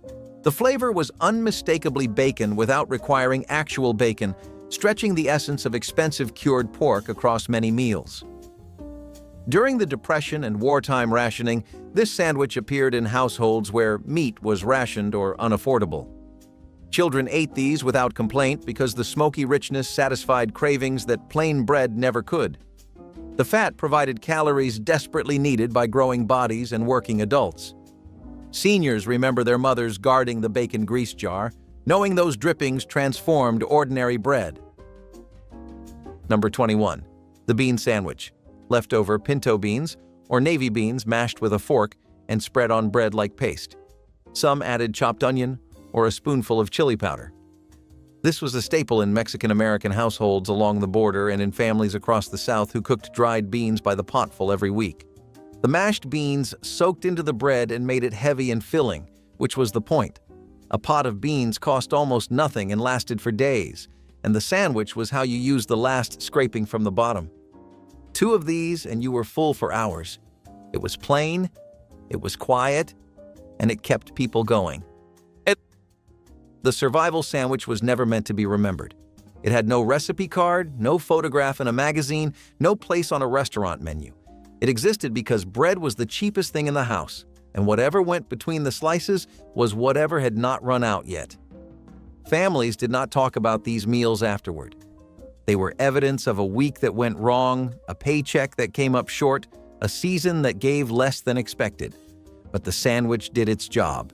It filled a belly. It got a child through an afternoon. It let a grown person work a full shift without stopping.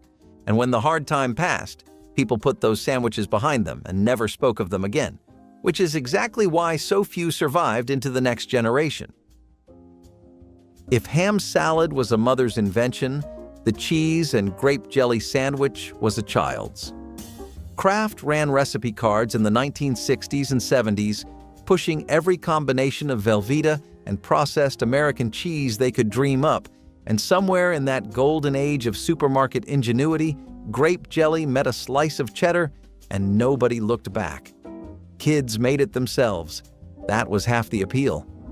2 slices of white bread, a thick square of cheese peeled from its plastic sleeve, a knife load of Welch's grape pressed together and eaten over the sink the same way their fathers ate liverwurst. Parents who caught you making one shook their heads but said nothing because the sweet, salty logic of it actually worked. The cheese held its ground against the sugar, the jelly cut through the salt, and for about 3 minutes you had something that tasted like you'd invented it yourself. You hadn't. Every kid on the block already knew.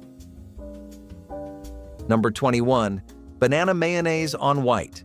The first bite tasted wrong and right in the same instant. Sweet banana, salty mayonnaise, soft white bread. The mayonnaise was Duke's. The bananas were green-tipped, sliced thin, laid in a single overlapping layer. A sprinkle of salted peanuts on top when the jar held some.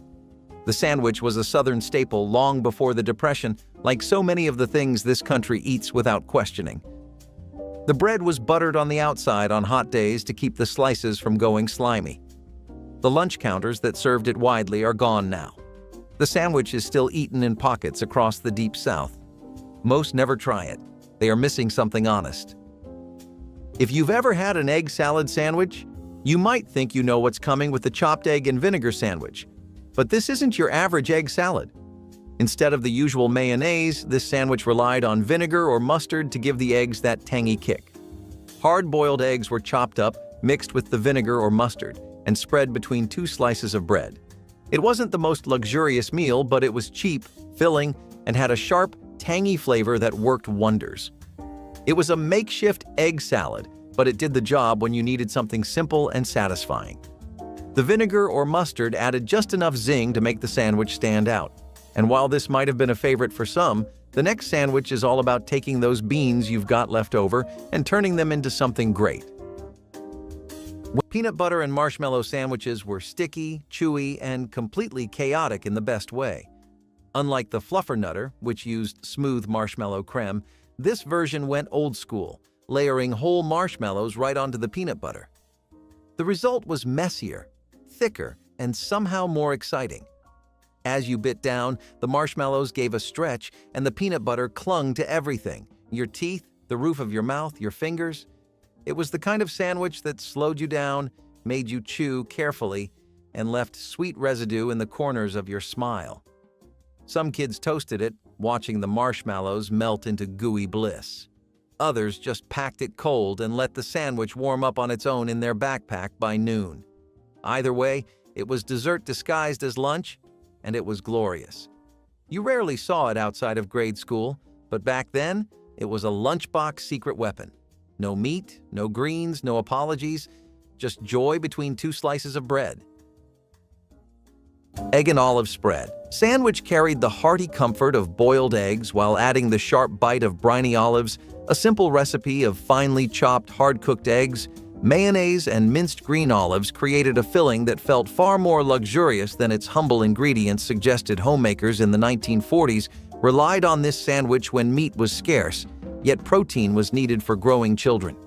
The creamy texture spread smoothly across soft bread, while the olives added a welcome saltiness that kept every bite interesting. Many cafes and school cafeterias served it as an affordable staple, often pairing it with a small cup of tomato soup for a complete meal. The mixture could be made with leftover eggs from breakfast, which made it a natural choice for families watching their budgets. Despite its practicality, it had a distinctive flavor that kept it from feeling plain, and it remains a quiet reminder of how creativity and thrift once shaped the American lunch table. Grape jelly and cream cheese sandwiches combined two pantry staples into something that felt like a treat even when money was short. Housewives would spread cream cheese on one slice of bread, grape jelly on the other, and press them together for a quick, sweet, and tangy sandwich. The cream cheese gave it richness while the jelly provided bright sweetness, making it more filling than just jelly alone. Children loved the colorful combination, and mothers appreciated how easy it was to prepare. It was cheap, cheerful, and adaptable, often using whatever flavor of jelly was available in the pantry. Some families even toasted the bread to add crunch, making it feel fancier than it really was. This sandwich reflected how homemakers of the 1950s found ways to stretch food into something special, even when it was born from necessity. Grape jelly and cream cheese sandwiches may not be common anymore, but they once carried the comfort of home and the satisfaction of making do with what was available. If you've ever walked the streets of downtown New York, I'm sure you're familiar with the infamous pastrami on rye. If your grandma's from the Big Apple, chances are her recipe is highly regarded. This sandwich became a staple in Jewish delis in the late 19th and early 20th centuries, thanks to Eastern European immigrants. This one just featured an old-fashioned slice of pastrami on rye bread and a dollop of mustard. Grandma knew that when it came to sandwiches, sometimes less is more, and pastrami on rye is the perfect example of that. But hey, don't forget no pastrami on rye is complete without a pickle on the side. The tartness of a dill pickle or the sweetness of a bread and butter pickle is the perfect contrast to the savory pastrami. The mock ham salad sandwich was a popular sandwich that people chose to make when they had every ingredient but ham in their fridge. The sandwich was a perfect mix for when people had leftovers in the past.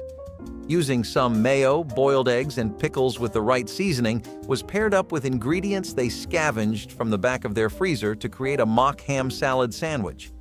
The recipe was as simple as that, which made it a go-to sandwich for people looking to empty their fridge. As time passed, the need for having mock ham instead of real ham lowered.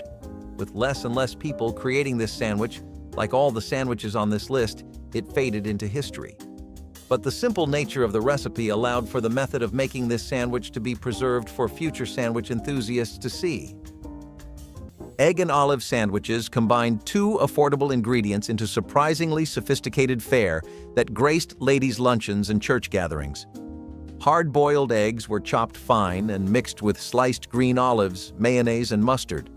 The combination created filling with complex flavors, the eggs providing richness while olives added briny punch. Spread between slices of soft white bread, sometimes with crusts removed for elegance, these sandwiches appeared at tea parties throughout mid-century America. The olives, bought cheaply in jars, stretched affordable eggs into something that tasted elaborate. Women took pride in their egg and olive mixture, adjusting proportions to family preference. Children sometimes found the olives strange, but adults appreciated the Mediterranean notes brightening ordinary egg salad. The sandwich represented economy dressed up for company, proving hospitality didn't require expensive ingredients. Seniors remember these as party food, the kind served when impressing guests mattered. Number 22. The chip sandwich, a handful of potato chips pressed between bread with a smear of butter to hold them in place. The crunch was the whole point. Children made these after school without being told. Salt, fat, and starch hit every craving at once. Mothers looked the other way. In parts of the Midwest and the South through the 1950s and 1960s, this was so common nobody thought to name it. But by the time snack aisles doubled in size and after-school routines shifted to microwaved meals, the chip sandwich quietly disappeared. Today, most people under 40 have never heard of one. It was not a recipe. It was a moment, and that moment belonged to a kitchen that no longer exists. Number 20. The fatback biscuit. Fatback is the slab of pure fat cut from the back of a hog, no meat in it at all. You sliced it thin, fried it in a dry skillet until it rendered and turned golden, then laid those crispy slices inside a split buttermilk biscuit. The grease that came out of the fatback went right back onto the biscuit. This was a working man's breakfast in the mountains of North Carolina and Virginia from the early 1900s through the 1960s. Loggers and miners ate it because the fat kept you full through a 10-hour shift when nothing else would. Nobody pretended it was health food. It was fuel, pure and simple, and it cost almost nothing because fatback was the cheapest cut the butcher sold. Ham salad started the way everything started in those kitchens, with leftovers. The Sunday ham came out of the oven on a platter, fed the family through dinner and cold slices on Monday, and by Tuesday, the rest went through the hand-cranked meat grinder that was bolted to the edge of the counter. You could hear it from the next room, the rhythmic grinding of metal teeth turning cooked meat into something spreadable. She mixed the ground ham with mayonnaise, sweet pickle relish, a little mustard, maybe diced celery if she had it, and packed it into a Tupperware bowl that lived in the refrigerator all week. It fed whoever needed feeding. School lunches, afternoon snacks, a quick supper when nobody felt like cooking. The beauty of ham salad was its refusal to go to waste. Nothing was thrown out. The bone went into soup. The fat went into beans. And the last scraps went through that grinder until there was nothing left but the smell of smoke on your hands. Number 9. Cream cheese and olive. Beating the cream cheese soft with the tines of a fork was the only real skill the sandwich asked of you. The brand was Philadelphia, The olives were green with pimentos. The bread was always white. Chopped olives folded in until the spread turned pale green flecked with red. Spread thick on 2 slices of crustless bread, cut into 4 small triangles on a paper doily. The flavor was cool and salty and a little tangy, like a martini olive flattened into a quiet noon meal. The bread soaked up the cream cheese the longer the plate sat. The counters dropped it for faster things. It became a thing made at home for a luncheon, then a thing nobody made, and now it is a thing almost nobody makes at all. When times were tough and budgets were tight, the potted meat and pickle sandwich became a popular choice for many families. Potted meat, often deviled ham or canned potted meat, was an affordable and long-lasting option that could be stored on the shelf for months. It was a quick fix for lunch or dinner, providing the protein needed to get through the day without breaking the bank. The key to this sandwich was the addition of pickles, which added a sharp, tangy crunch that perfectly complemented the rich, salty meat. The pickles cut through the richness of the potted meat, bringing balance and an extra layer of flavor to the sandwich. Combined with the soft bread, it created a hearty, satisfying meal. While the sandwich might not have been gourmet, it was practical, affordable, and filling. Potted meat, though not glamorous, was a staple in many households during difficult times because of its long shelf life and low cost. The pickles, often a pantry staple, brought a much-needed contrast to the meat, giving the sandwich a bit of freshness and bite. This sandwich was a great example of how people made do with what they had, using simple ingredients to create a meal that could feed a family without breaking the bank. And while the potted meat and pickle combo served its purpose well, things are about to get a little more savory and filling with the next sandwich. The cheese and pickle sandwich was for the kids who liked things sharp and sour, a little strange, and completely satisfying. A thick slice of cheddar, sometimes aged, layered with sweet pickles or tangy dill slices pressed between slices of sandwich bread, often white, occasionally wheat. It was a flavor bomb. Salty cheese met vinegary crunch, and somehow the combination made more sense than you would think. This was not a loud sandwich. It did not leak or crumble or stain your lunch bag. It sat there quietly, confident in its simplicity. You either craved it or could not stand it. But for those who loved it, it was perfect. It was the kind of sandwich you could eat cold, no heating or fuss required. It stayed intact. It delivered every time. Over the years, cheese and pickle became more of a British delicacy than an American staple. But there was a time when this sandwich showed up in lunchboxes across the country. Today, it is rarely seen in school cafeterias. The apple and sharp cheddar sandwich showcased the perfect marriage of sweet fruit and strong cheese, a favorite in New England, where crisp autumn apples were plentiful cooks, sliced tart apples thinly, and layered them with aged cheddar between slices of toasted rye bread. The mild heat of the toast softened the cheese slightly, allowing it to mingle with the juice of the apple for a balanced bite. This sandwich was a lunchtime staple for farmers who needed a meal that traveled well and stayed fresh during long days in the field. Children carried it to school, wrapped in wax paper, while parents enjoyed it with a hot cup of coffee at midday. Its popularity spread beyond the Northeast during the 1950s, when supermarkets made sharp cheddar more widely available even today. The combination of sharp, savory cheese and crisp, sweet apple stands out as a timeless example of how simple regional ingredients can create a sandwich that feels both rustic and refined without any unnecessary extras. Graham cracker peanut butter sandwiches were a creative way to turn a dessert cracker into a dependable meal. Housewives would crumble or crush graham crackers into peanut butter, creating a thick, sticky paste that stretched further than peanut butter alone. Spread on bread, this filling provided both sweetness and protein, making it practical and satisfying. Children loved the sweet crunch, while parents valued how far one jar of peanut butter could go when mixed with the crackers. It was especially useful when peanut butter supplies were limited, since the crackers bulked out the mixture without losing flavor. The sandwich was heavy, chewy, and packed with energy, perfect for keeping kids going through the school day or fathers through long hours of work. It did not look fancy, but it filled stomachs and kept families fed when choices were limited. Graham cracker peanut butter sandwiches are rarely remembered today, Yet in the 1950s, they showed how even snack foods could be adapted into survival meals. While we're talking about canned goods of the past, tuna salad sandwich was another one of Graham's specialties. So, canned tuna became all the rage during World War I, and it was the most common item on the food aisle.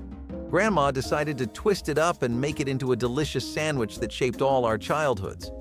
This one was a staple at picnics or simple lunches at the grandparents' house. The star of this sandwich was mayonnaise. Yeah, there was no tuna sandwich without this key ingredient.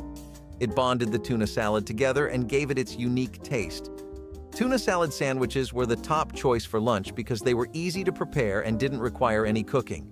Grandma could whip up a batch in minutes, and let's be honest, we ate them just as quickly. The creamed corn sandwich was easy and quick to make. With just some creamed corn on buttered bread, you had a good lunch ready. Now, this used to be a lunch many people would pick for their long work days, but recently it has taken a nosedive in popularity. Of course, the vegan crowd still loves it as an alternative, but only a surprisingly 0.66% restaurants offer creamed corn sandwiches on their menus. Still, let's say you're trying to watch what you eat. Any better option than a creamy corn sandwich? Maybe, but you'd be hard-pressed to find one this easy to make. All you need is spices of your choice, some veggies like tomatoes and onions, or iceberg lettuce or slightly toasted cabbage, a good spreading of creamed corn, flat loaf bread, and you'll have this delicious sandwich that has now faded into the past. A sandwich that many do not even know exists. Butter and honey sandwiches combined two ancient foods into simple perfection that satisfied both hunger and the human craving for sweetness. Soft bread was spread generously with butter, then drizzled with golden honey that pooled in the butter's soft surface. The combination created something greater than either ingredient alone, the butter's richness mellowing the honey's intensity, while the honey's sweetness enhanced the butter's subtle flavor.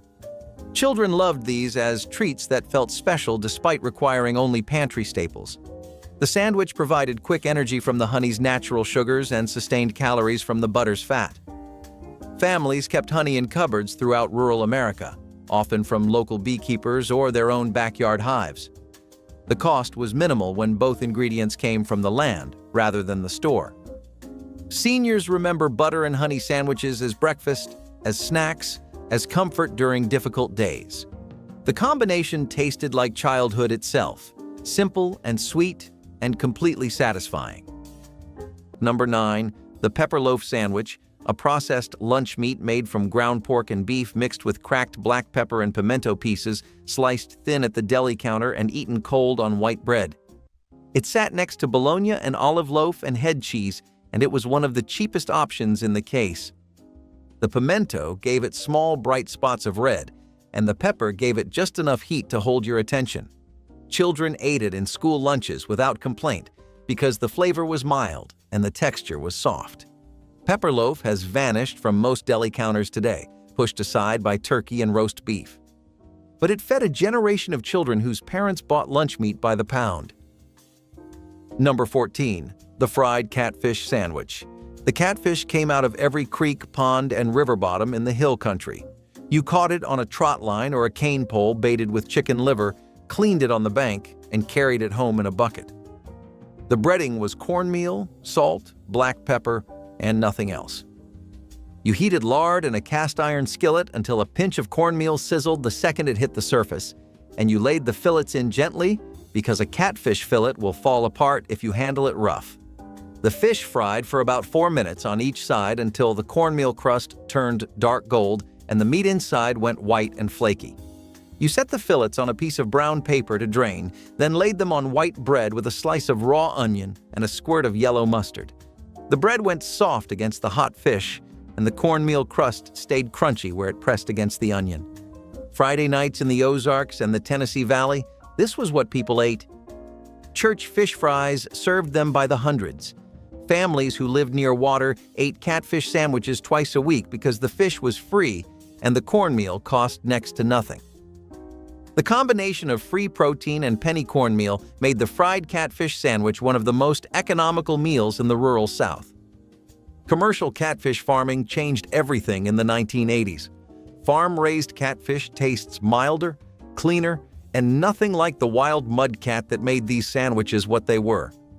People who remember pulling a channel cat off a trot line at dawn and eating it fried on bread by noon know there is no substitute. The Monte Cristo arrived at the table dusted in powdered sugar with a ramekin of raspberry jam on the side, and if that sounds like it belongs in a different conversation than liverwurst and ketchup sandwiches, that was the point.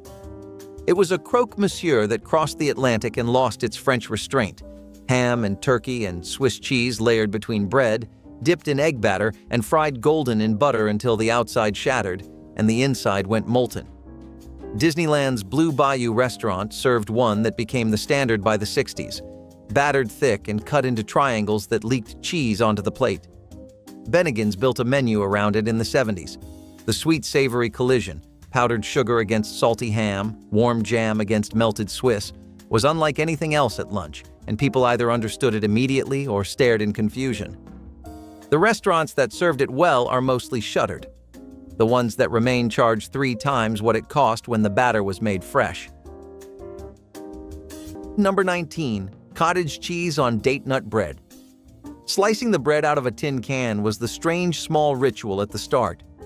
Thomas's and B&M both sold dense, dark, sweet date nut loaves shaped exactly to the can, and the cook sliced thick and never toasted.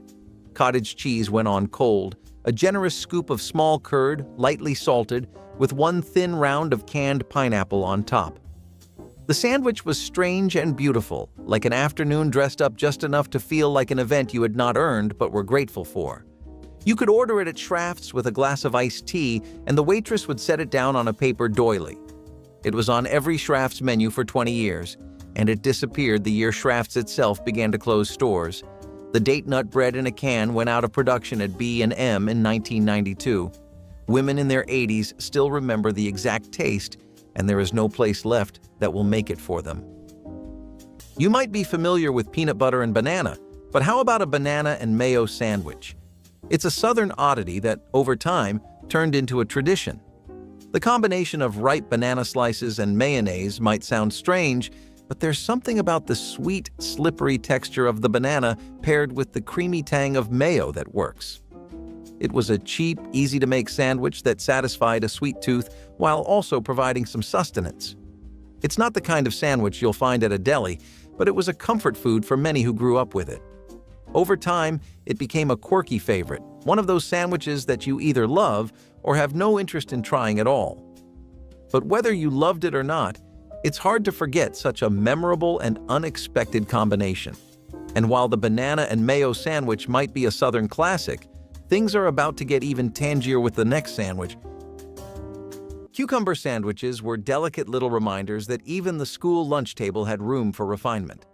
Slices of cucumber, thin, chilled, often peeled, rested on buttered bread, sometimes layered with cream cheese or a dash of dill. The bread was soft, sometimes crustless, sometimes rye. It was like a tea party had wandered into the cafeteria. Cucumber sandwiches were quiet, crisp and cooling, refreshing in a world of meat and mustard. They did not make a mess. They did not leave a smell. But they stood out, precisely because they did not try to. These sandwiches were usually packed by someone who believed in manners, napkins, and balance. They were for the kid with the neat lunchbox, the thermos that never leaked, and the sandwiches that never squished. But they were not boring. Today, they are mostly seen at brunches or fancy luncheons. But back then, they were a gentle rebellion against the chaos of the cafeteria tray. Potato salad sandwich turned yesterday's picnic favorite into today's lunch by spooning creamy leftover potato salad between soft buttered rolls for a quick hearty bite. The chilled salad provided rich flavor and a pleasant texture, while the bread added warmth and softness, making each mouthful both cool and comforting. Families of the 1940s appreciated how it stretched ingredients and prevented waste, especially when meat was scarce and every meal had to be practical.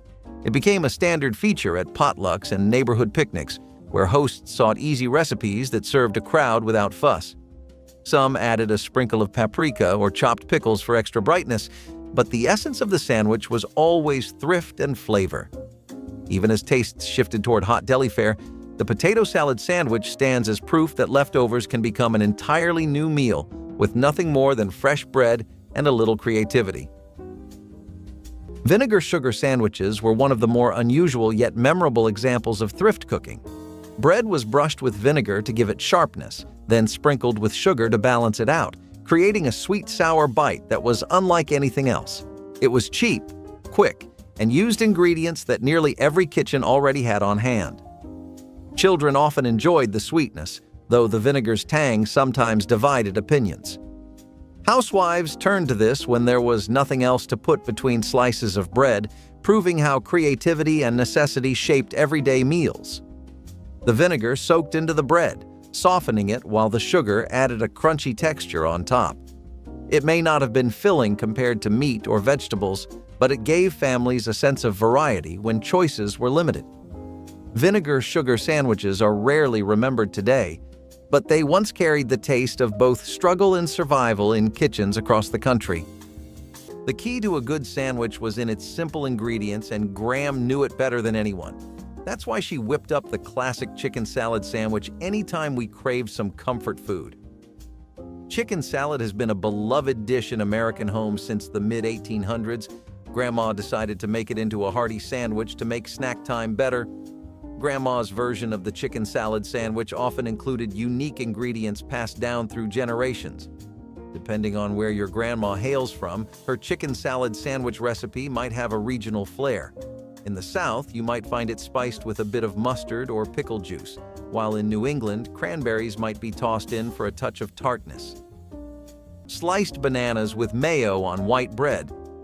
This banana and mayonnaise sandwich is a bit of a wild card for sure, but keep an open mind because the South definitely does, which is where this interesting creation finds its origins.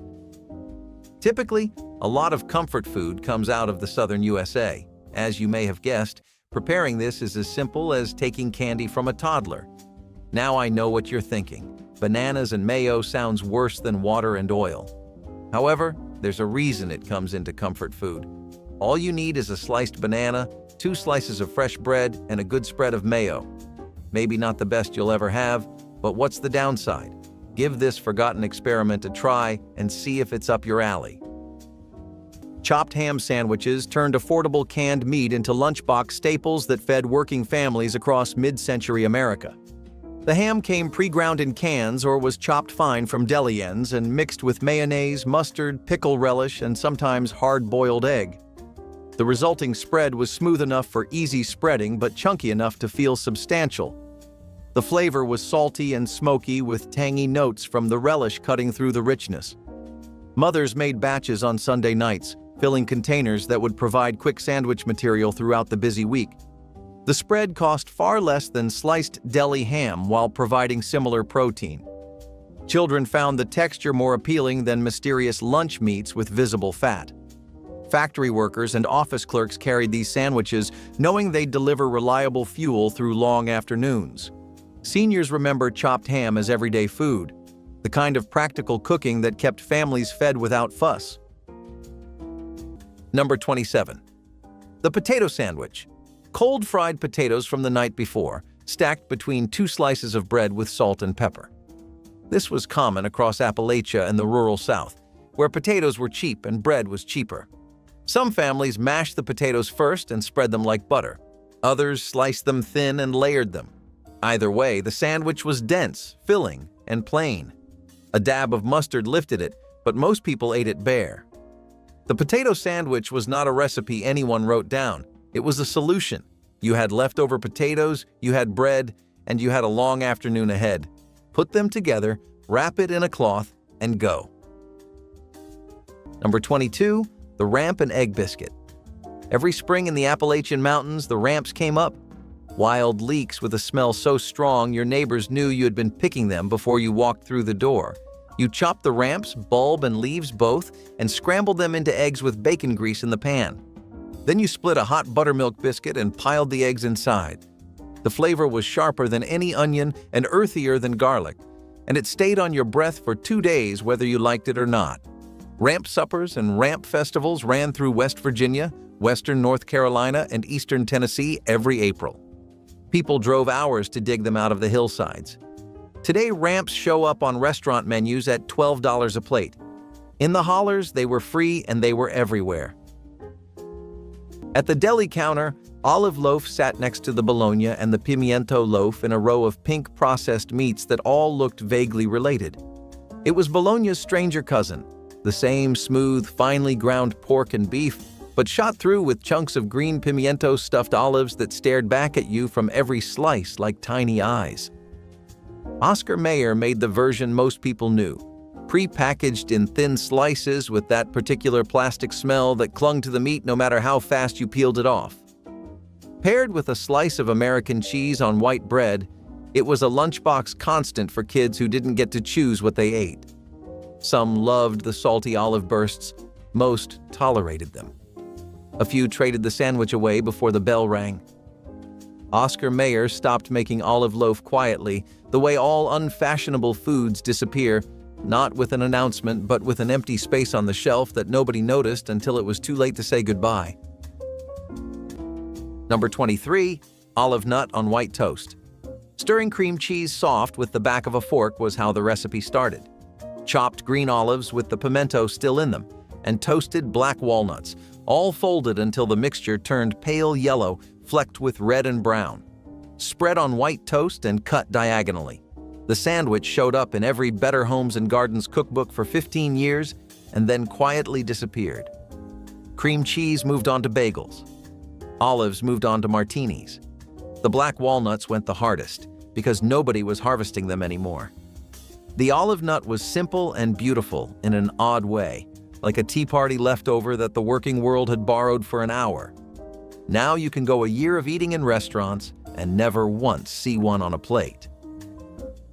The mayonnaise and lettuce sandwich may seem like an odd combination at first, but it was a simple, satisfying meal for many families during tough times. Before the era of trendy BLTs and elaborate sandwiches, this humble sandwich was a go-to for those looking for something fresh and easy to prepare. Made with crisp iceberg lettuce and creamy mayonnaise, it provided a refreshing crunch and rich flavor, often when other ingredients were too expensive or scarce. Iceberg lettuce was inexpensive and readily available, making it the perfect base for this sandwich. The mayonnaise added a creamy texture, making each bite smooth and comforting. While this sandwich may not have been fancy, it was beloved for its simplicity and the way it brightened up an otherwise basic meal. In times when fresh produce was limited, the lettuce offered a rare dose of green, and the mayo brought a touch of indulgence. It wasn't a sandwich for a gourmet feast, but it was a practical and affordable meal when resources were stretched thin. For many families, the mayonnaise and lettuce sandwich was the only fresh food they could afford. It wasn't about gourmet ingredients or complex flavors. It was about making do with what was available, and it worked. This sandwich served as a reminder of how, sometimes, the simplest meals are the ones that bring comfort. But if you think this sandwich was basic, wait until you see what's next, where the simplicity of the meal gets a little more daring. Peanut butter and pickle sandwiches were the lunchbox legends nobody admits to loving, but many still secretly miss. Born out of the Great Depression, this odd pairing was less about culinary boldness and more about making do with what was left in the pantry. Peanut butter was cheap, packed with protein, and shelf-stable. Pickles added crunch, tang, and just enough bite to wake up plain white bread. Somehow, the combination worked. The sweet creaminess of the peanut butter and the sharp, vinegary snap of a dill or bread and butter pickle created a balance that stayed with you, whether you liked it or not. These sandwiches were slipped into wax paper and handed off like rationed gold. Some kids traded them. Others guarded them with their lives. They were cheap, they were weird, and they were unforgettable. As the decades rolled on and lunch menus got glossier, peanut butter and pickle sandwiches faded from view. It might not win a gourmet prize today, but back then, it was a masterpiece made from struggle and stubbornness. Peach and cottage cheese. Sandwich captured the cheerful sweetness of summer with canned peaches mashed gently into creamy cottage cheese for a filling that was both refreshing and satisfying. This mixture was spooned onto soft white bread, sometimes chilled beforehand for extra coolness. On hot days, the mild tang of the cottage cheese balanced the syrupy fruit, creating a flavor that felt indulgent without being heavy. Families discovered this recipe during the 1940s when canned fruit became a pantry staple and cottage cheese was celebrated for its protein content, making the sandwich both economical and nourishing. It was especially popular for picnics and garden lunches because it traveled well and stayed pleasant even without refrigeration.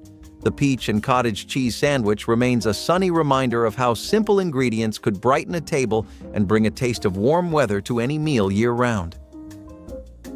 Lentil mash sandwiches were filling, hearty, and born from the need to stretch protein at the lowest cost. Lentils were cheap, easy to cook in large batches, and lasted well in storage. Housewives boiled them until soft, mashed them with onion or seasoning, and spread the mixture onto bread. The texture was thick and earthy, making the sandwich heavy and satisfying. It resembled a vegetarian pâté, though no one at the time would have called it that. For families unable to afford meat, this was a practical way to provide sustenance that kept stomachs full through the day. Lentil mash sandwiches reflected both the frugality of the era and the global influence of simple foods making their way into American homes. They carried protein, fiber, and substance, which made them a reliable staple in lean times. Lentil mash sandwiches may sound humble, but they reveal just how inventive 1950s housewives could be when feeding families. You can't have a conversation about classic grandma sandwiches without bringing up the egg salad sandwich. This sandwich started out as an economical way of using up extra eggs. Eggs were a budget-friendly protein source, and this sandwich with just a few ingredients from the pantry. This one also used mayo to bind the sandwich together, but some grandmas added a bit of mustard for a tangy kick. This was a post-Easter favorite, as after the holiday ended, there were plenty of hard-boiled eggs on hand, and of course Graham didn't let anything go to waste. You can make this one yourself with some store-bought egg salad, but it won't taste the same as it did back in the day. Slices of cold meatloaf on bread created the cold meatloaf sandwich. Sounds simple enough, right? Nailing the contrast between the different flavors at work here is actually what packs this sandwich's flavorful punch. In your preparation, take care to preserve the moisture as much as possible. Also, for the love of God, please use loaf pans. They keep your loaf so much more stable. Now you can also throw in some pork, an egg, meat of your choice, garlic, and cook it in butter to really get a meal going. Leftover meatloaf folded into a sandwich has been a USA staple probably since the days of the Founding Fathers. But don't close your mind to all you can really do with it. Sardine sandwiches delivered complete protein and essential fats to families who couldn't afford fresh fish or expensive meats during lean times. Small tins of sardines packed in oil sat on pantry shelves, ready to become instant meals whenever hunger called. The tiny fish were mashed onto bread with a fork, their salty, oily richness spreading easily. Some families added sliced onion or a squeeze of lemon to cut through the fishiness. The flavor was bold and unmistakably oceanic, filling kitchens with a distinctive aroma. A single tin could feed 2 people when stretched with plenty of bread, making sardines remarkably economical. The calcium from soft, edible bones provided nutrition that growing children desperately needed. Sardine sandwiches appeared in factory lunch pails and school bags throughout working-class America. Seniors remember their fathers eating these after long shifts. The tin opened with a key that peeled back the lid. The sandwich carried honest nourishment, tasting better than its humble reputation suggested. Number 13.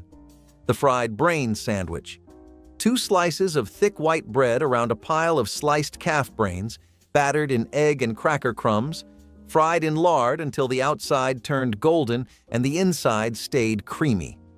This sandwich fed factory workers and Rivertown families across the Ohio Valley from the 1890s through the 1970s.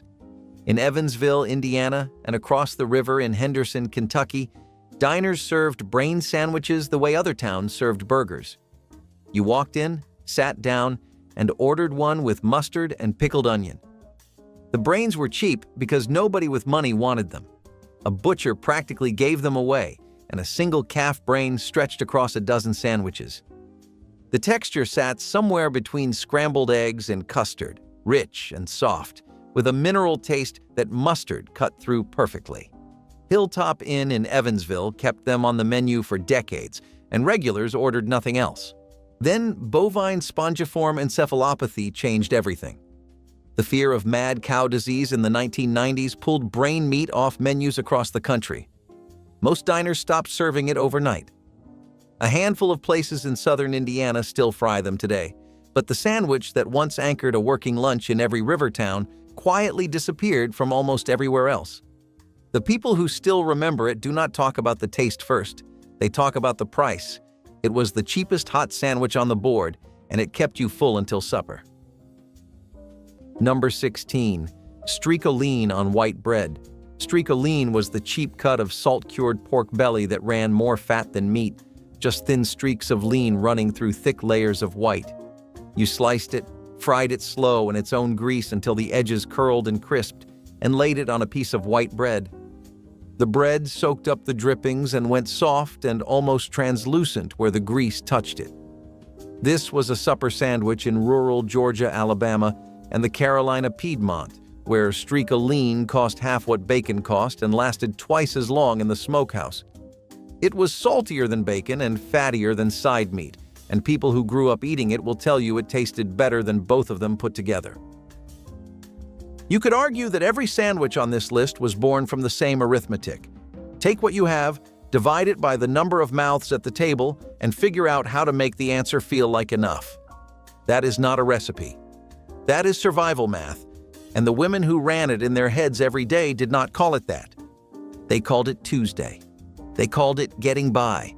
The hillbilly sandwich was never meant to impress anybody. It was meant to solve a problem that showed up 3 times a day, every single day, for decades. The fact that some of them tasted extraordinary was almost accidental. Flavor was a byproduct of necessity, not the goal. The goal was another day where everybody ate. But decades before sardines and liverwurst filled factory lunchboxes, another kind of working lunch was holding its own in southeastern Massachusetts. The chow mein sandwich came out of Fall River in the 20s, where Chinese restaurant owners married crispy fried noodles with celery, bean sprouts, and shredded pork, smothered the whole thing in brown gravy, and stuffed it into a hamburger bun. It was carbs on carbs, noodles inside bread, and the textile workers who ate them at lunch counters didn't blink. Howard Johnson's picked it up. School cafeterias in Providence served it on Fridays during Lent, when Catholic families needed something filling.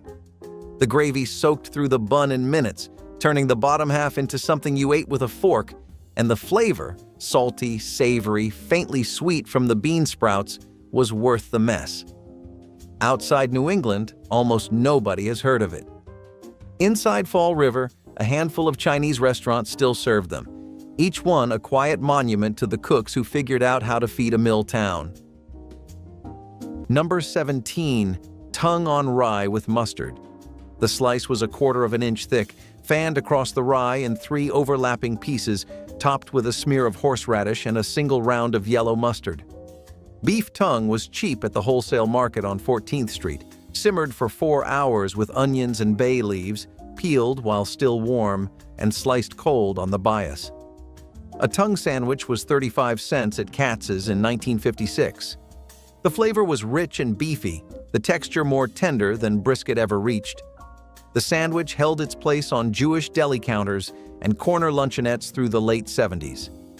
And then beef prices dropped. The immigrant generation aged out. The kids stopped ordering it. Katz's still serves it. Almost nobody else does. Your grandfather knew the rail cook by his first name, and the rail cook knew which mustard he wanted before he sat down. If you've never tried a raw onion sandwich, it's one of those meals that'll stick with you, for better or worse. Sliced raw onions, slathered with a bit of mustard or mayo, tucked between 2 slices of bread. It wasn't gourmet, but it was a working man's lunch that packed a punch. Onions were cheap, easy to store, and filled you up. The mustard or mayo added some tang and creaminess, but the star of the show was the onion. Not only was it a strong-flavored, inexpensive option, but it was also a great way to keep your hunger at bay until your next meal. Though its pungent scent often lingered long after the meal was finished, it didn't matter when food was scarce. For many families, raw onion sandwiches were a quick fix that provided the sustenance they needed to get through the day. But if you think this is as bold as it gets, just wait until you hear about the next sandwich. Sometimes a quick and simple solution was needed when the month's budget was running low. Enter the cold hot dog slices and ketchup sandwich. This sandwich was made with leftover hot dogs, sliced cold, and slathered with ketchup between slices of bread. It wasn't fancy, but it was cheap, easy to make, and comforting. After payday, people might have splurged on hot dogs, but by the end of the week, those leftovers would be repurposed into this quick fix. The cold hot dog slices were nothing more than a vehicle for the ketchup, but when combined with bread, it made a satisfying snack or lunch. There wasn't much finesse to it, but it worked. It might not win any culinary awards, but when you've got limited resources, you make do with what you have. And while this sandwich may seem like an odd pairing, it's definitely one you'd want to try if you're in need of a last-minute meal. However, if you're craving something a little heartier, the next sandwich might just be what you're looking for. Peanut butter and honey sandwiches were the gentle cousin of the classic peanut butter and jelly, quieter, softer, and maybe a little sweeter. Instead of fruit preserves, this version replaced the tang with something more mellow, something that stuck to the roof of your mouth and made your fingers smell like golden syrup all afternoon. It was the sandwich you got when the jelly jar was empty, but love was still in stock. A simple swipe of peanut butter on one slice, a drizzle of honey on the other, and two halves pressed together until the honey oozed just enough to make you pause. These sandwiches were often packed quickly, folded into wax paper, and slightly crushed by the weight of textbooks. But that did not matter. If anything, it made them better. There was something old-fashioned about it, something kind. Peanut butter and honey tasted like slow mornings, kind grandparents, and meals that did not need to be fancy to be filling. Today, they are harder to find in school cafeterias and less likely to show up in lunchboxes full of brand-name snacks. The chutney and cheddar sandwich delivered a bold contrast of sweet and sharp flavors by layering thick mango chutney beneath slices of tangy cheddar on crusty bread. The chutney provided a spiced fruitiness that paired beautifully with the deep bite of aged cheese, creating a combination that felt adventurous yet comforting. Mid-century home cooks embraced this sandwich, as imported chutney became more accessible through specialty markets and women's magazines promoted it as an elegant option for luncheons or cocktail hours. It needed no extra garnish and could be served warm or cold. Depending on the occasion, guests were always surprised by how well the bright chutney balanced the dense cheddar, transforming a simple sandwich into something exciting. Though it eventually faded as global flavors became commonplace, the chutney and cheddar sandwich remains a delicious relic of a time when a single exotic jar could elevate an everyday meal. Salmon salad sandwiches were the quiet cousins of tuna salad, just as creamy, just as homemade, but with a taste that caught you off guard. Made from canned salmon, mashed with mayonnaise and a few dashes of seasoning, it was a sandwich that felt fancier than it had any right to be. It sometimes had diced onion, sometimes celery, sometimes nothing but salt and pepper and whatever was on hand. Spread thick on white or rye bread, it carried the scent of the sea and the comfort of Sunday leftovers. It was not flashy, it was not for everyone, but it was honest. Salmon salad was often packed by parents or grandparents who remembered when fish was a treat, not just something from a drive-thru. It was nutritious, filling, and just enough out of the ordinary to make you notice. Kids either traded it away or claimed it proudly, like a secret code for being raised right. It rarely shows up in lunchboxes today, but in vintage kitchens and handwritten recipes it still holds its place. Quiet, consistent, and always just a little unexpected. Date and orange marmalade sandwich combined the deep caramel sweetness of cooked dates with the bright citrus zing of orange marmalade to create a filling that tasted like sunshine captured between two slices of wheat bread. Home cooks discovered it through women's magazines in the 1940s when sugar shortages made dates a practical, natural sweetener. The marmalade added a fragrant bitterness that balanced the richness of the dates, turning each bite into a layered experience of sweet tart and slightly bitter flavors, often served at afternoon teas and bridal showers. The sandwich brought a touch of elegance without expensive ingredients. Its vibrant color and unique taste impressed guests who expected plain fare, but instead found something sophisticated. It kept well without refrigeration, which made it ideal for picnics and train journeys. Though rarely seen today, the date and orange marmalade sandwich remains a reminder of a time when simple pantry staples could become a striking treat worthy of any gathering. Turnip slice sandwiches were a simple way to add crunch and freshness without paying for expensive fillings. Housewives would peel turnips, slice them thinly, sprinkle with salt, and press them between bread slices. The result was sharp, crisp, and refreshing, offering a flavor somewhere between radish and cabbage. It was inexpensive and used a vegetable that grew well in many backyards, making it accessible to rural families. These sandwiches were not luxurious, but they provided texture and bulk when little else was available. Some versions included a thin spread of butter to soften the sharpness, but often the turnip was eaten plain. For many families, this was a reminder that survival meant working with whatever was on hand, even if it seemed humble. Children might not have been thrilled, but adults valued the practicality. Turnip slice sandwiches may sound unusual today, yet in the 1950s they were just another example of stretching resources and ensuring nothing went to waste. They embodied thrift in its simplest form. Number 24. The tongue sandwich. Beef tongue, boiled for hours until the outer skin peeled away, sliced thin, and laid on rye bread with mustard. This was a deli staple from the 1920s through the 1960s, especially in Jewish delicatessens in New York, Chicago, and Philadelphia. Tongue was cheap because most shoppers walked right past it at the butcher counter. The texture was dense and smooth, closer to roast beef than anything else in the case, and the flavor was richer than cuts that cost 3 times as much. It disappeared from most menus, not because the taste changed, but because a generation grew up that could not get past the name. Number 23. The cheese dream. An open-faced sandwich made with a slice of American cheese on white bread, sometimes with a tomato slice or a strip of bacon, run under the broiler until the cheese bubbled and browned at the edges. This was the original grilled cheese before anyone called it that. Home economists in the 1930s and 1940s promoted it as an affordable, protein-rich supper. The name came from the way the melted cheese puffed under the heat, like something rising in a dream. You ate it with a fork because the cheese was too hot to hold. 1 slice of cheese, 1 slice of bread, 1 person fed.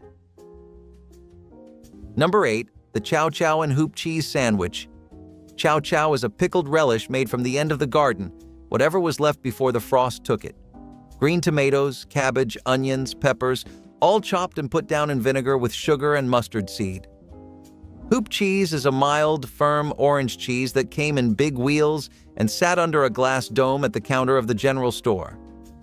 The storekeeper cut you a wedge with a wire, and you carried it home wrapped in brown paper. A thick slice of hoop cheese with a spoonful of chow chow on light bread was a summer lunch across the Appalachian South. The sweet tang of the relish cut clean through the mild fat of the cheese, and the combination was better than it had any right to be. Both products were common as dirt 50 years ago. Today you have to drive to find either one. Number 7. The chocolate gravy biscuit. This one surprises people who did not grow up with it, but chocolate gravy on a hot biscuit was a real and regular breakfast across the Ozarks and the Upper South. You made it on the stove with cocoa powder, sugar, flour, milk, and a little butter, stirring it the way you would any other gravy until it thickened into a glossy pour. Then you ladled it over split biscuits and ate it with a fork. It tasted like a warm, slightly bitter chocolate sauce, not as sweet as pudding, but richer. Families in Arkansas, Missouri, and the hills of northern Alabama ate this every Sunday morning without thinking twice. Kids grew up believing everybody did it. It was only when they left the mountains and mentioned chocolate gravy to a city friend that they realized the rest of the country had never heard of it. The sweet-salty combination that made Velveeta and jelly a guilty pleasure found its purest expression in peanut butter and bacon, a sandwich that predated its most famous champion by decades. Before the Elvis version turned it into a novelty, Working families in the 30s were pressing crispy fried bacon into peanut butter on toast because the combination packed more calories percent than almost anything else in the pantry. The crunch of the bacon against the dense pull of peanut butter made your jaw work, and that effort made the meal feel bigger than it was. By the 50s, the sandwich had gone mainstream enough to appear in women's magazines, though the articles always mentioned it with a wink, as though bacon with peanut butter was a charming eccentricity rather than a Depression-era survival strategy. Health concerns pushed it to the margins by the 80s. The people who still make it do so quietly, standing over the stove with the bacon popping, spreading peanut butter while the toast is still warm enough to soften it. Number 13. Ham salad on white. Tuesday was ham salad day on Midwestern lunch counters from 1949 through about 1979. The cook ran Sunday's leftover ham through a hand grinder, watched it come out in a pink rope, and mixed it with mayonnaise, sweet pickle relish, a chopped hard-boiled egg, and a pinch of dry mustard. He spread it thick on white bread, cut it in half, and served it with potato chips and a dill spear. A Kresge's in Cleveland sold ham salad on white for 30 cents in 1958. A Woolworth's in Indianapolis charged 28 cents. A working family of 4 could stretch the same ham across an entire week, fresh on Sunday, sliced on Monday, ground into salad on Tuesday. The cook's grocery bill ran $1.50 for the week's protein. The dressing got tangier each day as the relish bled into the mayo, and Friday's sandwich tasted nothing like Tuesday's. By the 80s, the hand grinder went into the back of the cabinet. The cooks bought pre-made ham salad in plastic tubs, and the tubs went stale on the shelf. The Sunday leftover version is gone. When it comes to using leftovers in the most creative way, the spaghetti sandwich is a prime example of resourcefulness. After a hearty meal of spaghetti, rather than letting any leftover noodles go to waste, many families would stuff the cold or reheated pasta between slices of bread, creating a sandwich that was both filling and practical. The beauty of the spaghetti sandwich lay in its simplicity. There was no need for additional ingredients, just pasta and sauce on bread, and that was enough to provide sustenance. Whether it was enjoyed cold or warmed up in a skillet, this sandwich made use of what was already prepared, turning leftovers into a whole new meal. It was a quick fix for lunch or dinner when funds were tight, and cooking from scratch wasn't an option. For many, the spaghetti sandwich wasn't just a meal, it was a way to stretch food further, especially during times of scarcity. The bread helped soak up the sauce, while the pasta provided a comforting, hearty filling. It wasn't a sandwich you'd see at a fancy restaurant, but it served its purpose well, turning a simple leftover dish into a satisfying, portable meal. It's the kind of meal that may sound odd to some, but to those who lived through hard times, it was a tasty and practical solution. When you needed to fill up and didn't have time or money for anything else, the spaghetti sandwich got the job done. And if you think spaghetti on bread is a simple fix, wait until you see what's next. Fluffernutters were the sugar bombs of childhood, smeared between slices of Wonder Bread like sticky little secrets. Made from peanut butter and marshmallow creme, this New England classic was as sweet as the recess bell and just as anticipated. No meat, no veggies, just a sugary swirl that glued your sandwich shut and made your fingers tacky with every bite. The texture was half the fun. Soft bread, gooey center, and that unmistakable stretch of marshmallow when you pulled the halves apart. They were a staple of elementary school lunch tables, always wrapped in plastic and slightly flattened from being stuffed into a backpack. Every bite tasted like skipping spelling tests and drawing dinosaurs in the margins of your notebook. The Fluffernutter was not subtle, it was not sophisticated, but it made you feel like you were getting away with something.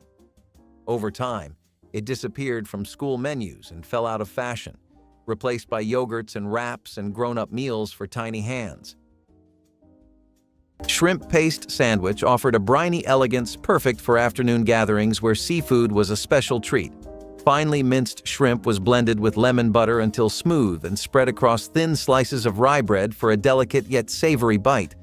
The lemon brightened the natural sweetness of the shrimp, while the butter gave a silky richness that pleased both adults and children. During the 1940s and 50s, coastal communities loved this sandwich for its ability to showcase local catches without extravagant cost, and inland families relied on canned shrimp to bring a taste of the ocean to their tables. It became a popular starter at tea parties and church socials where guests admired its light texture and subtle flavor. Easy to prepare and quick to serve, it proved that even a small amount of seafood could create something memorable and refined, making the shrimp paste sandwich a forgotten gem worth revisiting today. Celery salt and butter sandwiches were among the simplest yet most practical of the poor man's sandwiches.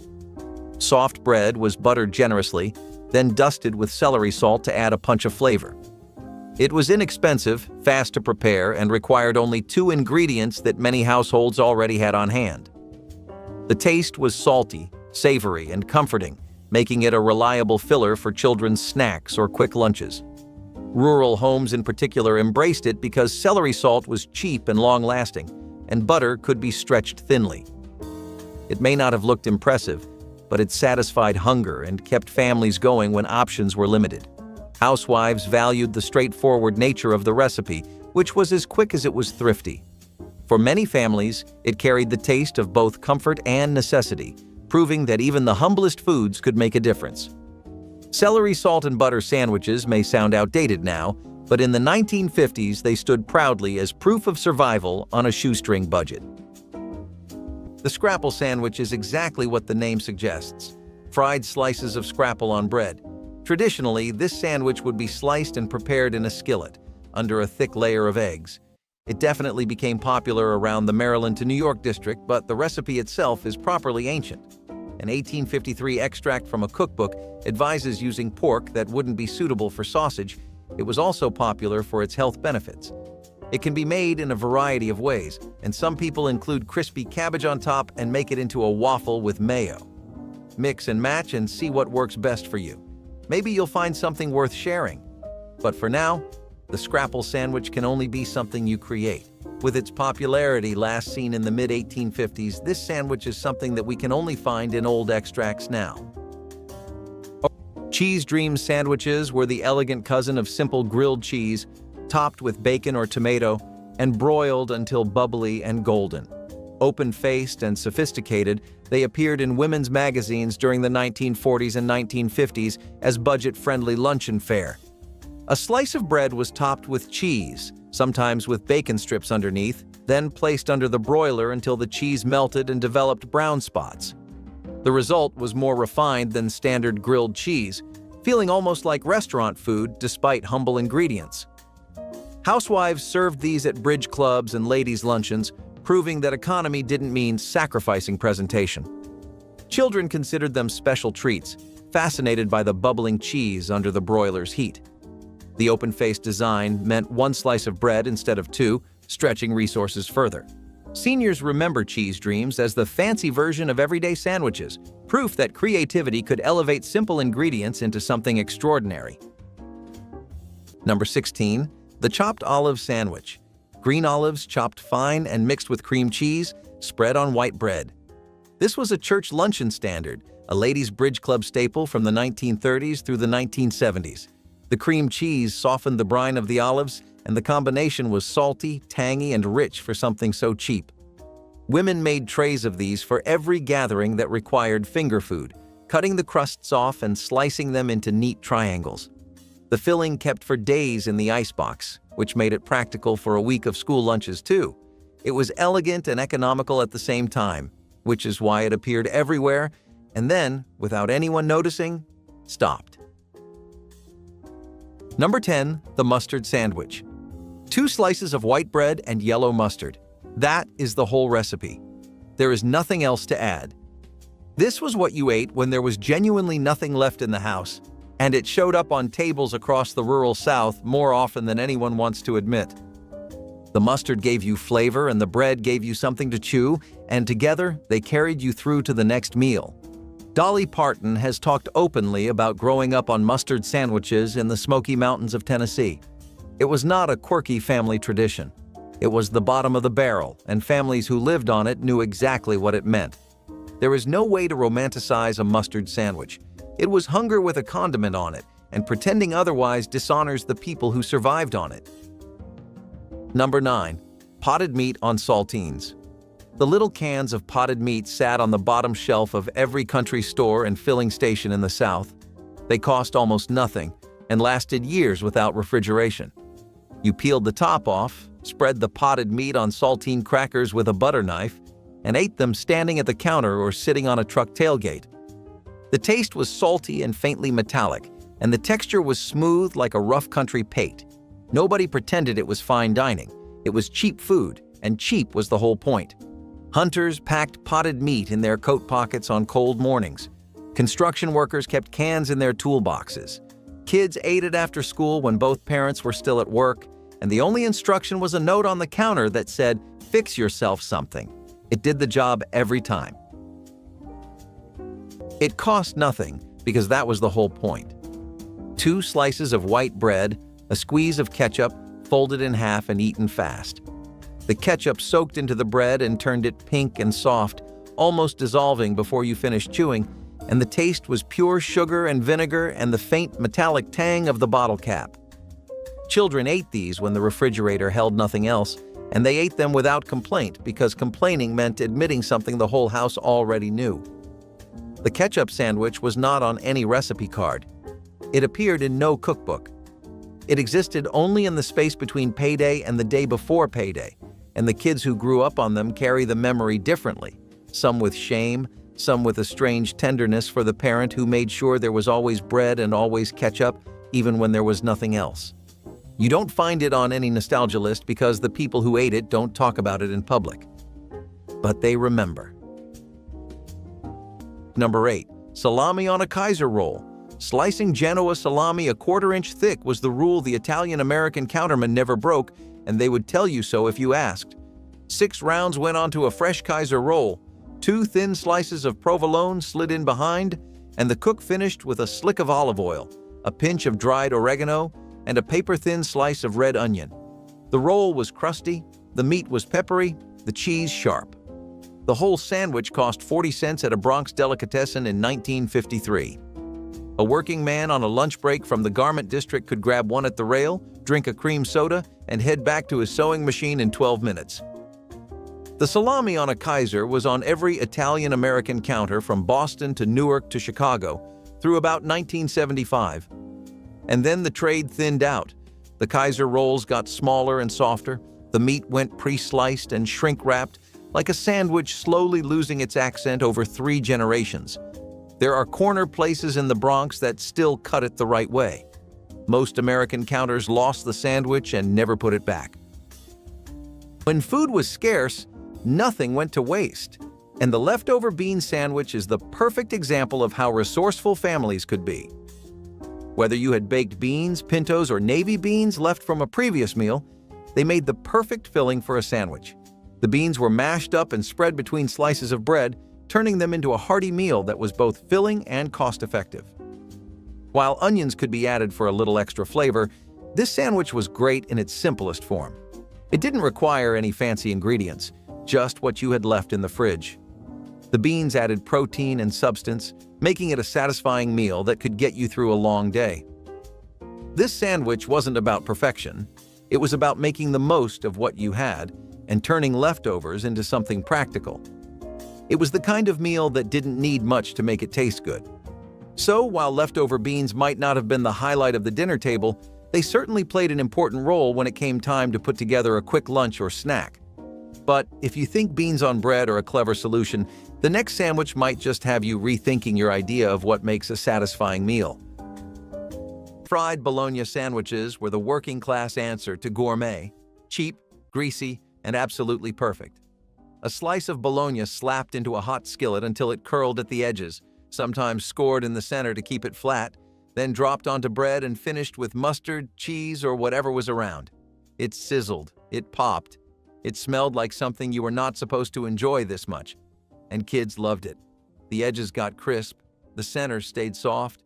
It was the kind of sandwich that left a grease spot on the bag and a smile on your face. Fried bologna was not subtle, but it was reliable. It was warm and familiar. It made lunch feel like breakfast and dinner all at once. Parents made them quickly, often with one hand on the stove and the other helping with homework. It was the sandwich of multitaskers, of big families and thin budgets. And yet it tasted rich. It felt like a treat. Today you barely see them unless you go looking. But for those who grew up on it, fried bologna was not just food.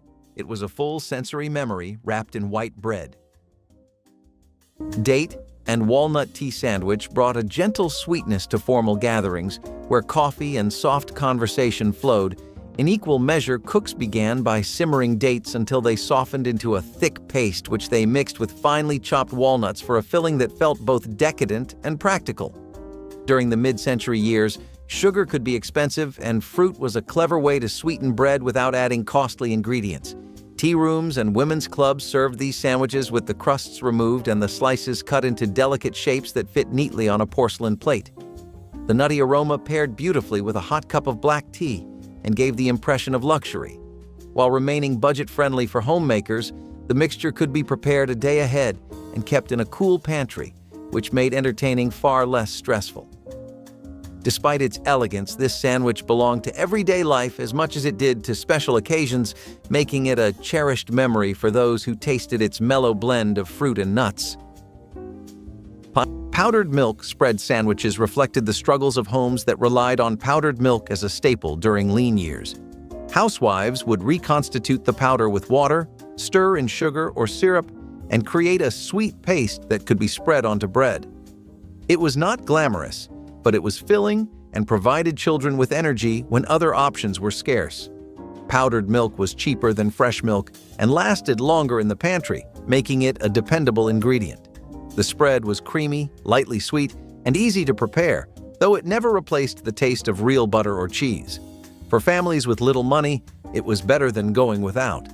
Children often saw it as a treat because of the added sweetness, while mothers saw it as survival.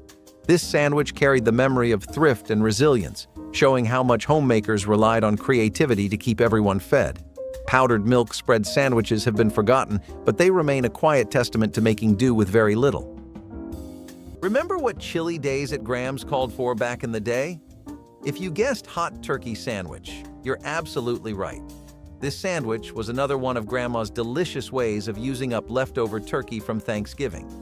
This sandwich featured slices of tender turkey served hot, often open-faced, with a generous ladle of rich, savory gravy poured over the top. Sounds delicious, right? Grandma made her hot turkey sandwich special with the gravy. Whether she made it from scratch with turkey drippings or used a trusted recipe, the rich gravy soaked into the bread, making each bite juicy and flavorful. She knew that nothing went to waste, and the hot turkey sandwich was a delicious way to make the most of those leftovers.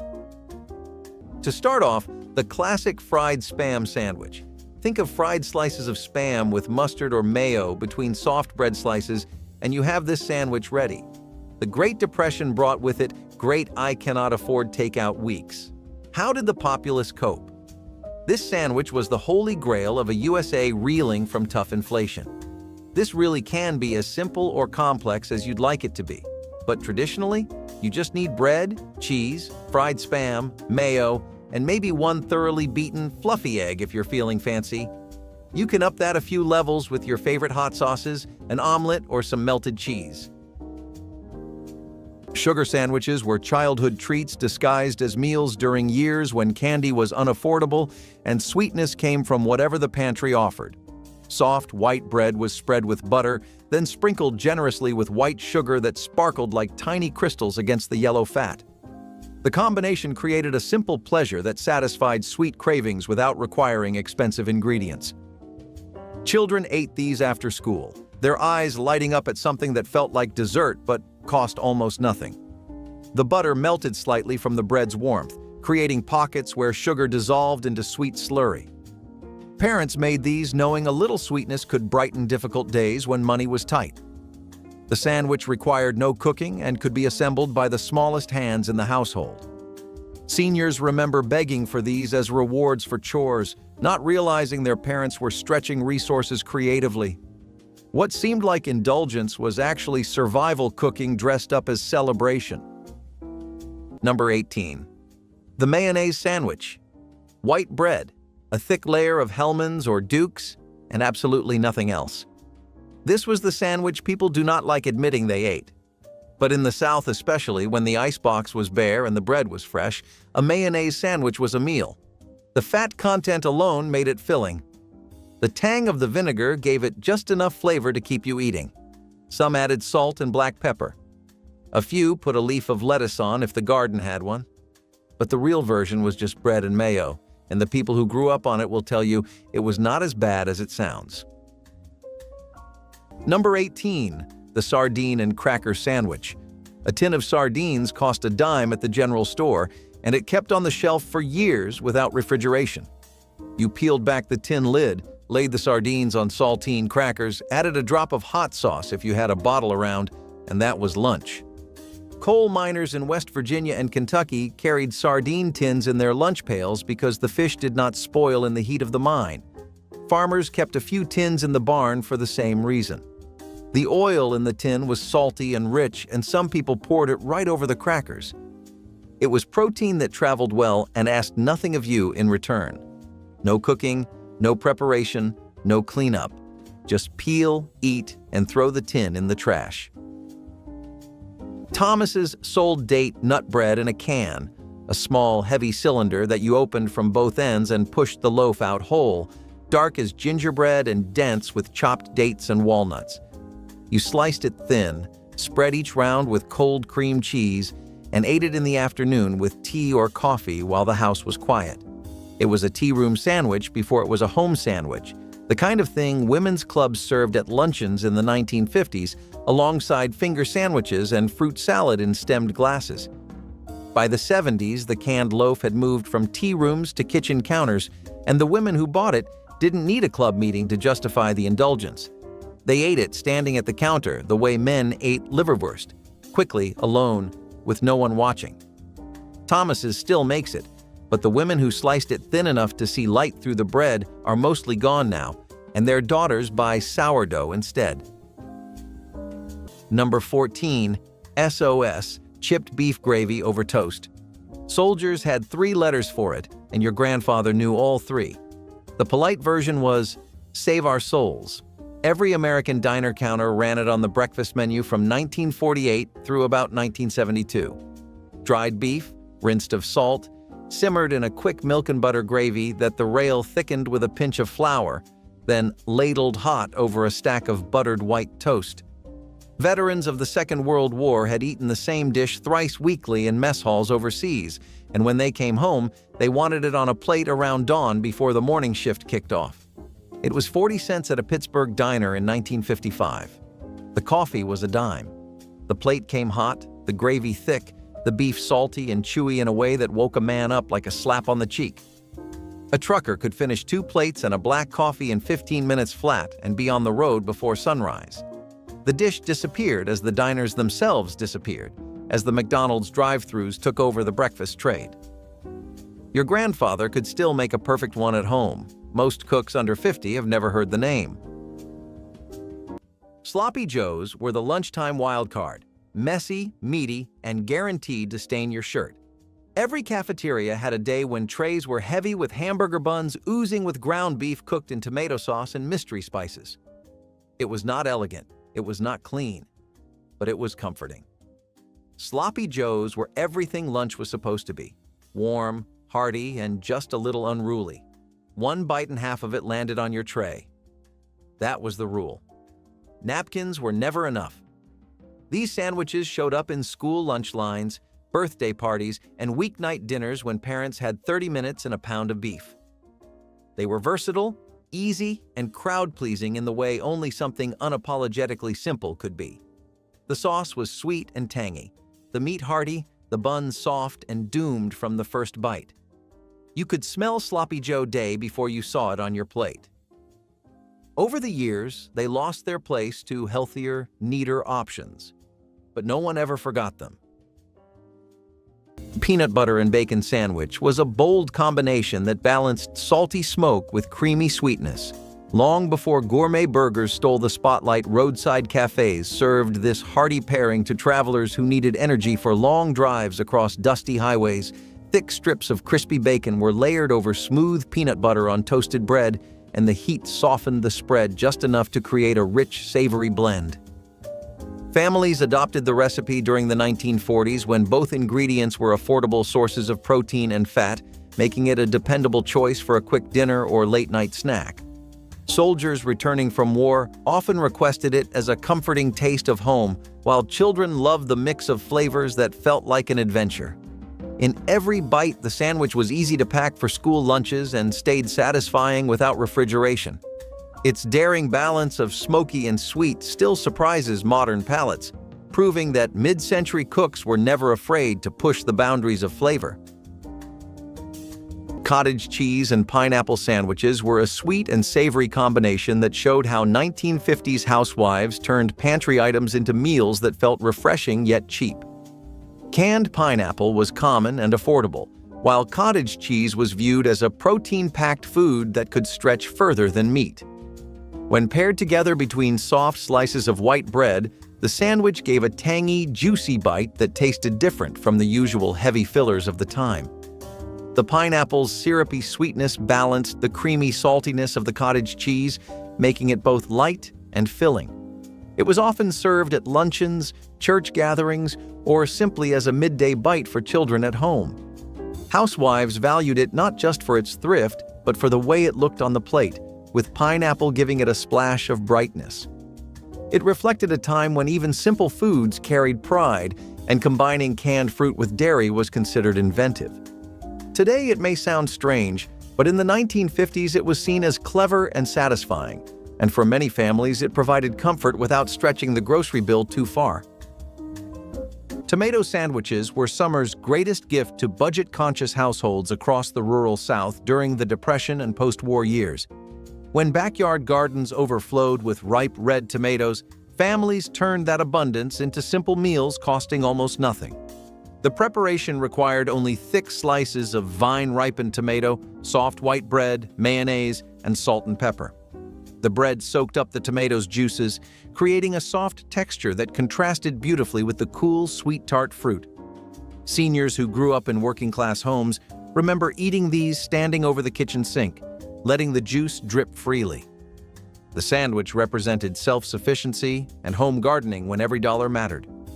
Mothers packed them for lunch when garden produce was plentiful, knowing they provided vitamins without spending precious grocery money. Today, heirloom tomato sandwiches appear on fancy restaurant menus, but nothing matches the memory of homegrown tomatoes between cheap white bread. Number 20. The head cheese sandwich. Sliced head cheese on rye bread with mustard or horseradish. Head cheese was made from the head of a pig, simmered for hours until the meat fell apart, then pressed into a loaf with the natural gelatin holding everything together. Butcher shops sold it by the slice, and German, Polish, and Czech families across the Midwest ate it cold on sandwiches for lunch. The texture was firm, with bits of meat suspended in clear jelly. Most people today would not touch it. But when nothing from the animal went unused, head cheese was a practical way to use parts that had no other place to go. Number 19. The olive loaf sandwich, a processed lunch meat studded with pimento-stuffed green olives, sliced thin and laid on white bread with mayonnaise. Oscar Mayer and other brands sold it at every grocery store deli counter from the 1950s through the 1980s. The olives gave it a salty, briny bite that children either loved or refused outright. There was no middle ground. Mothers packed it in lunchboxes because one package made sandwiches for a full week. Olive loaf sat in the deli case next to bologna, and for a generation of children, it was as ordinary as the bread it came on. Today, it is nearly impossible to find. Number 23. The fried green tomato sandwich. You sliced a green tomato thick, at least a quarter inch, dredged it in cornmeal with salt and pepper, and fried it in a cast iron skillet until the coating crackled. Then you laid it on white bread, sometimes with a smear of mayonnaise, sometimes plain. The tomato stayed tart and firm inside that cornmeal shell, nothing like a ripe tomato. This was a late summer sandwich in the Appalachian foothills, when the garden was producing faster than anyone could eat and the first frost was still weeks away. You used the green ones because the ripe ones were going into canning jars. Nothing went to waste. The fried green tomato sandwich was what happened when practicality and flavor landed on the same plate. The fried peanut butter and banana sandwich got its fame from Memphis, but it lived in kitchens long before anyone called it the Elvis.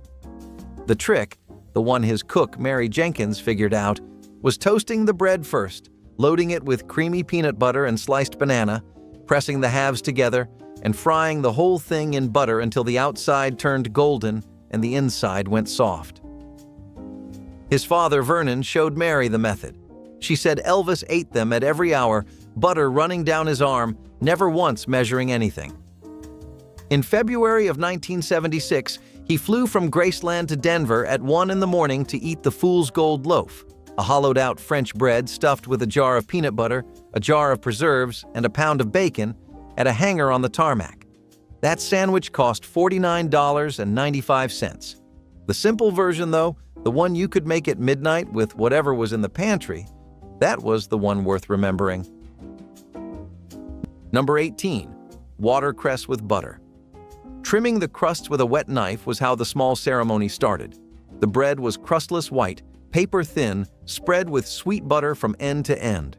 Watercress went on rinsed and picked over, laid in a dense green carpet that almost glowed against the white. A second slice pressed on top, the sandwich cut into 4 neat triangles on a paper doily. A department store clerk on her lunch break, a teacher on a 40-minute window, a Saturday shopper into the city. All of them could order one and feel the day had been a small occasion. The watercress trade was supplied by a handful of farms, and as those farms shrank, the sandwich shrank with them. The tea sandwich tradition is mostly gone now, and watercress with butter went with it. Deviled ham sandwiches were not for the faint of heart. They came with a kick and a scent that announced their presence the moment you unwrapped the wax paper.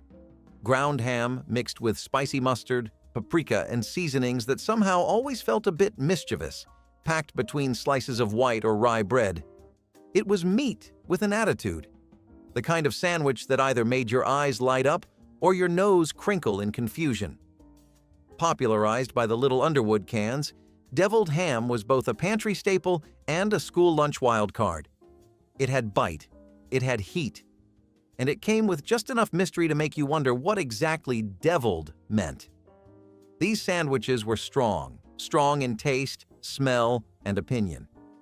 Some kids loved them. Others traded them instantly for chips or chocolate milk, but they always left an impression. Today, they are rarely seen, buried beneath layers of more polite sandwich options. But deviled ham was once a schoolyard standout, strange, spicy, and unforgettable. Celery and pimento cream. Sandwich brought a cheerful burst of color to lunch tables across mid-century America, with crisp diced celery folded into soft cream cheese, dotted with vivid red pimentos. For a bite that was both crunchy and creamy in perfect balance, the mild heat of the pimento gave the filling a lively spark, while the celery kept each mouthful refreshing and light. This was a favorite at bridge parties and Sunday luncheons because it could be prepared hours ahead without losing its texture, and it looked beautiful, sliced into neat rectangles on silver trays. Women's magazines of the 1940s promoted it as an elegant yet economical option since both celery and canned pimentos were inexpensive, and widely available hosts loved how the sandwich appealed to children and adults alike, offering a vegetable-forward treat that still felt indulgent. Though it has vanished from most modern menus, the celery and pimento cream sandwich remains a bright reminder of creative home cooking that turned simple produce into something worthy of celebration. But ketchup sandwiches were the kind of meal that no child forgot, for better or worse. When meat ran out and budgets were stretched thin, a slice of bread slathered with ketchup stood in as lunch or even dinner. Some families used both slices of bread while others folded one slice over to save even more. The tangy sweetness of the ketchup soaked into the bread, making it both soft and messy, but it filled stomachs when little else was available. Packed into lunchboxes, it was often eaten at school by children whose parents had no choice but to make something out of nothing. Housewives knew it was not glamorous, but it provided energy and flavor without cost. In homes where condiments were one of the only things left in the pantry, this sandwich represented survival and resilience. It became a quiet staple of poorer families who had to get creative with what they had on hand. Though rarely spoken of today, ketchup sandwiches reveal how little could be stretched into just enough during lean times. The egg and sardine sandwich was an odd mix of hard-boiled eggs mashed with sardines. The sandwich was most popular from 1923 to the 1950s, when sardine alternatives like turkey, bacon, and bologna were not popular.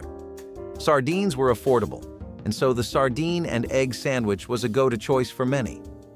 The recipe was simple, and easily accessible ingredients were used to create this sandwich. All you needed was 2 nice fluffy eggs whisked until thick if you don't prefer them hard-boiled, and sardines over toasted bread. People would often spice it up with their own choice of vegetables and sauces. Some would even chop up sardines, season them with spices, and dice the eggs with melted cheese to create a combo that sounds a bit outrageous but might be better than you'd think. The sandwich disappeared when the alternatives to sardines became affordable to the common man. Banana and mayonnaise sandwiches sound strange to modern ears, but were beloved comfort food throughout the South during the mid-20th century. The combination emerged when bananas became affordable, and Southern cooks discovered that mayonnaise's creamy richness paired surprisingly well with the fruit's sweetness. Ripe bananas were sliced onto soft white bread slathered with mayo, sometimes with a sprinkle of salt. The texture was creamy and soft, almost like eating banana pudding in sandwich form. Children loved these because they tasted like a treat despite costing almost nothing. The sandwich provided quick energy from natural sugars, while the mayo added satisfying richness. Families packed them for school lunches, knowing they stayed fresh longer than many alternatives. Duke's mayonnaise was the preferred brand in Southern households. Today, this sandwich divides people into believers and skeptics, but seniors who grew up eating them remember the simple pleasure of something special from humble ingredients. Number 11. The chow mein sandwich. A hamburger bun split open, topped with a ladle of thick chow mein, eaten with a fork and knife over a plate because the gravy ran everywhere. This sandwich belongs to Fall River, Massachusetts, a mill city where Portuguese and French-Canadian workers filled the factories. In the 1920s, Chinese restaurant owners near the textile mills began serving a thick, gravy-heavy chow mein made with celery, onions, bean sprouts, and ground pork. They ladled it over rice at first, but the bun version became the lunch counter standard because it was faster to eat with your hands between shifts.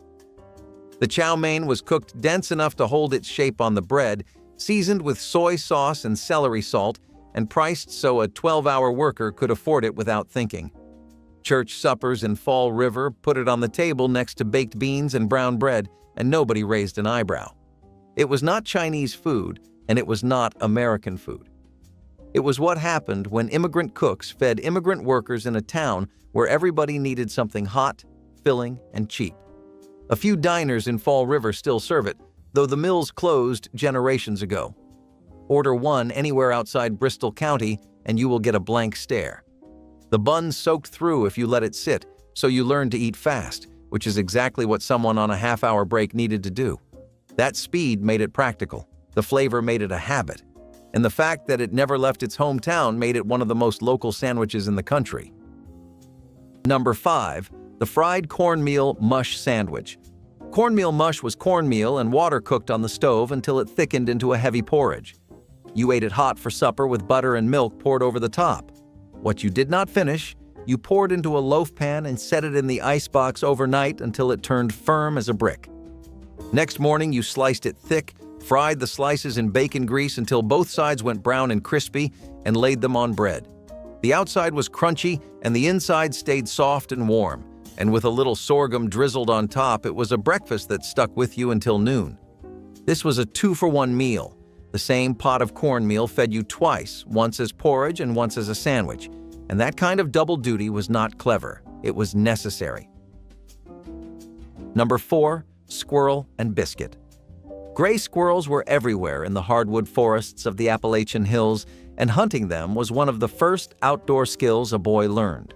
The meat was dark, lean, and tighter grained than chicken, with a faintly nutty flavor from all the acorns and hickory nuts the animal had eaten. You stewed the squirrel until the meat fell clean off the bone, pulled it apart with 2 forks, and piled it on a split biscuit with a spoonful of the stew broth ladled over the top. The biscuit soaked up the broth, and the meat was tender enough to eat without good teeth.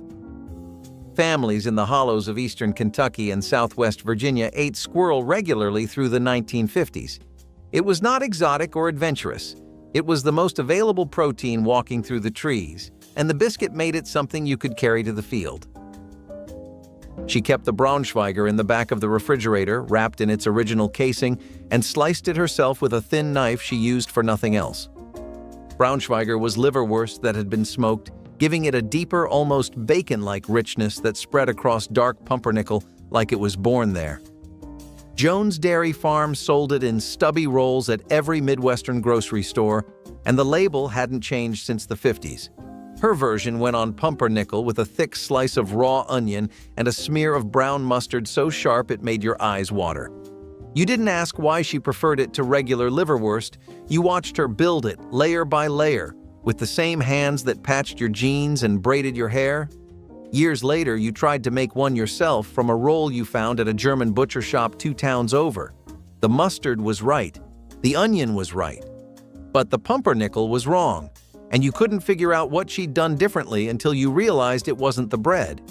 It was the kitchen. Number 24. Leverwurst on rye with raw onion. The smell hit you before you saw the plate, like wet leather and pepper, and the bite of raw onion came right behind. Boar's Head sliced the loaf thick at every Liggett's drugstore in Brooklyn through the 50s. The counterman layered it on seeded rye with a sharp ring of yellow onion, a smear of brown mustard, and a single dill spear set off to the side. The sandwich was loud. The onion bit. The mustard cut through. The liverwurst itself was soft, a dusky pink paste of pork liver and fat that the immigrant butchers in Yorkville had been making for 30 years before it ever reached the rail. You could eat one standing up in 4 minutes and walk back to the shop full of it. But the kids would not eat organ meats anymore by 1975. The doctors were warning about cholesterol. By 2024, Boar's Head stopped making liverwurst entirely. There was a generation of countercooks who could trim a liverwurst loaf in their sleep, and there is no one left now to teach the next one how. Cheese and apple sandwiches were the bite you never knew you needed. Sweet, sharp, and surprisingly grown up for something packed in a kid's lunchbox. Thin slices of crisp apple, usually red or golden, laid against salty cheddar cheese and pressed between soft bread, created a mix of flavor that hit every corner of the tongue. The crunch of the apple, the tang of the cheese, it all worked. There was something about that pairing, fruit and dairy, sweet and savory, that felt more like a farmer's market find than a cafeteria mainstay. But for many kids, especially those with creative parents or fond memories of fall, it was a staple. Sometimes it showed up on wheat bread, sometimes toasted. Occasionally even wrapped in foil with a note that said, "Eat me cold, it's better that way." It was not a flashy sandwich. No bright colors or sauces. Just good ingredients and smart contrast. Over time, it faded into the background as processed snacks took over, but that apple and cheese combo still feels like one of those rare lunchbox moments when everything just made sense. What follows are 100 forgotten sandwiches that only survived inside the covers of old cookbooks, and every last one tells you something about the kitchen it came from. The simplest meal in any cookbook was always the sandwich. 2 slices of bread, something in the middle, and the good sense to leave it alone. Most of what you just heard fed an entire household for pocket change, and the women who assembled them never called it cooking. They called it Tuesday. If your family had a sandwich that should have been on this list, or if one of these brought back somebody you have not thought about in years, put it in the comments. Subscribe if this is the kind of food that still matters to you. More is coming.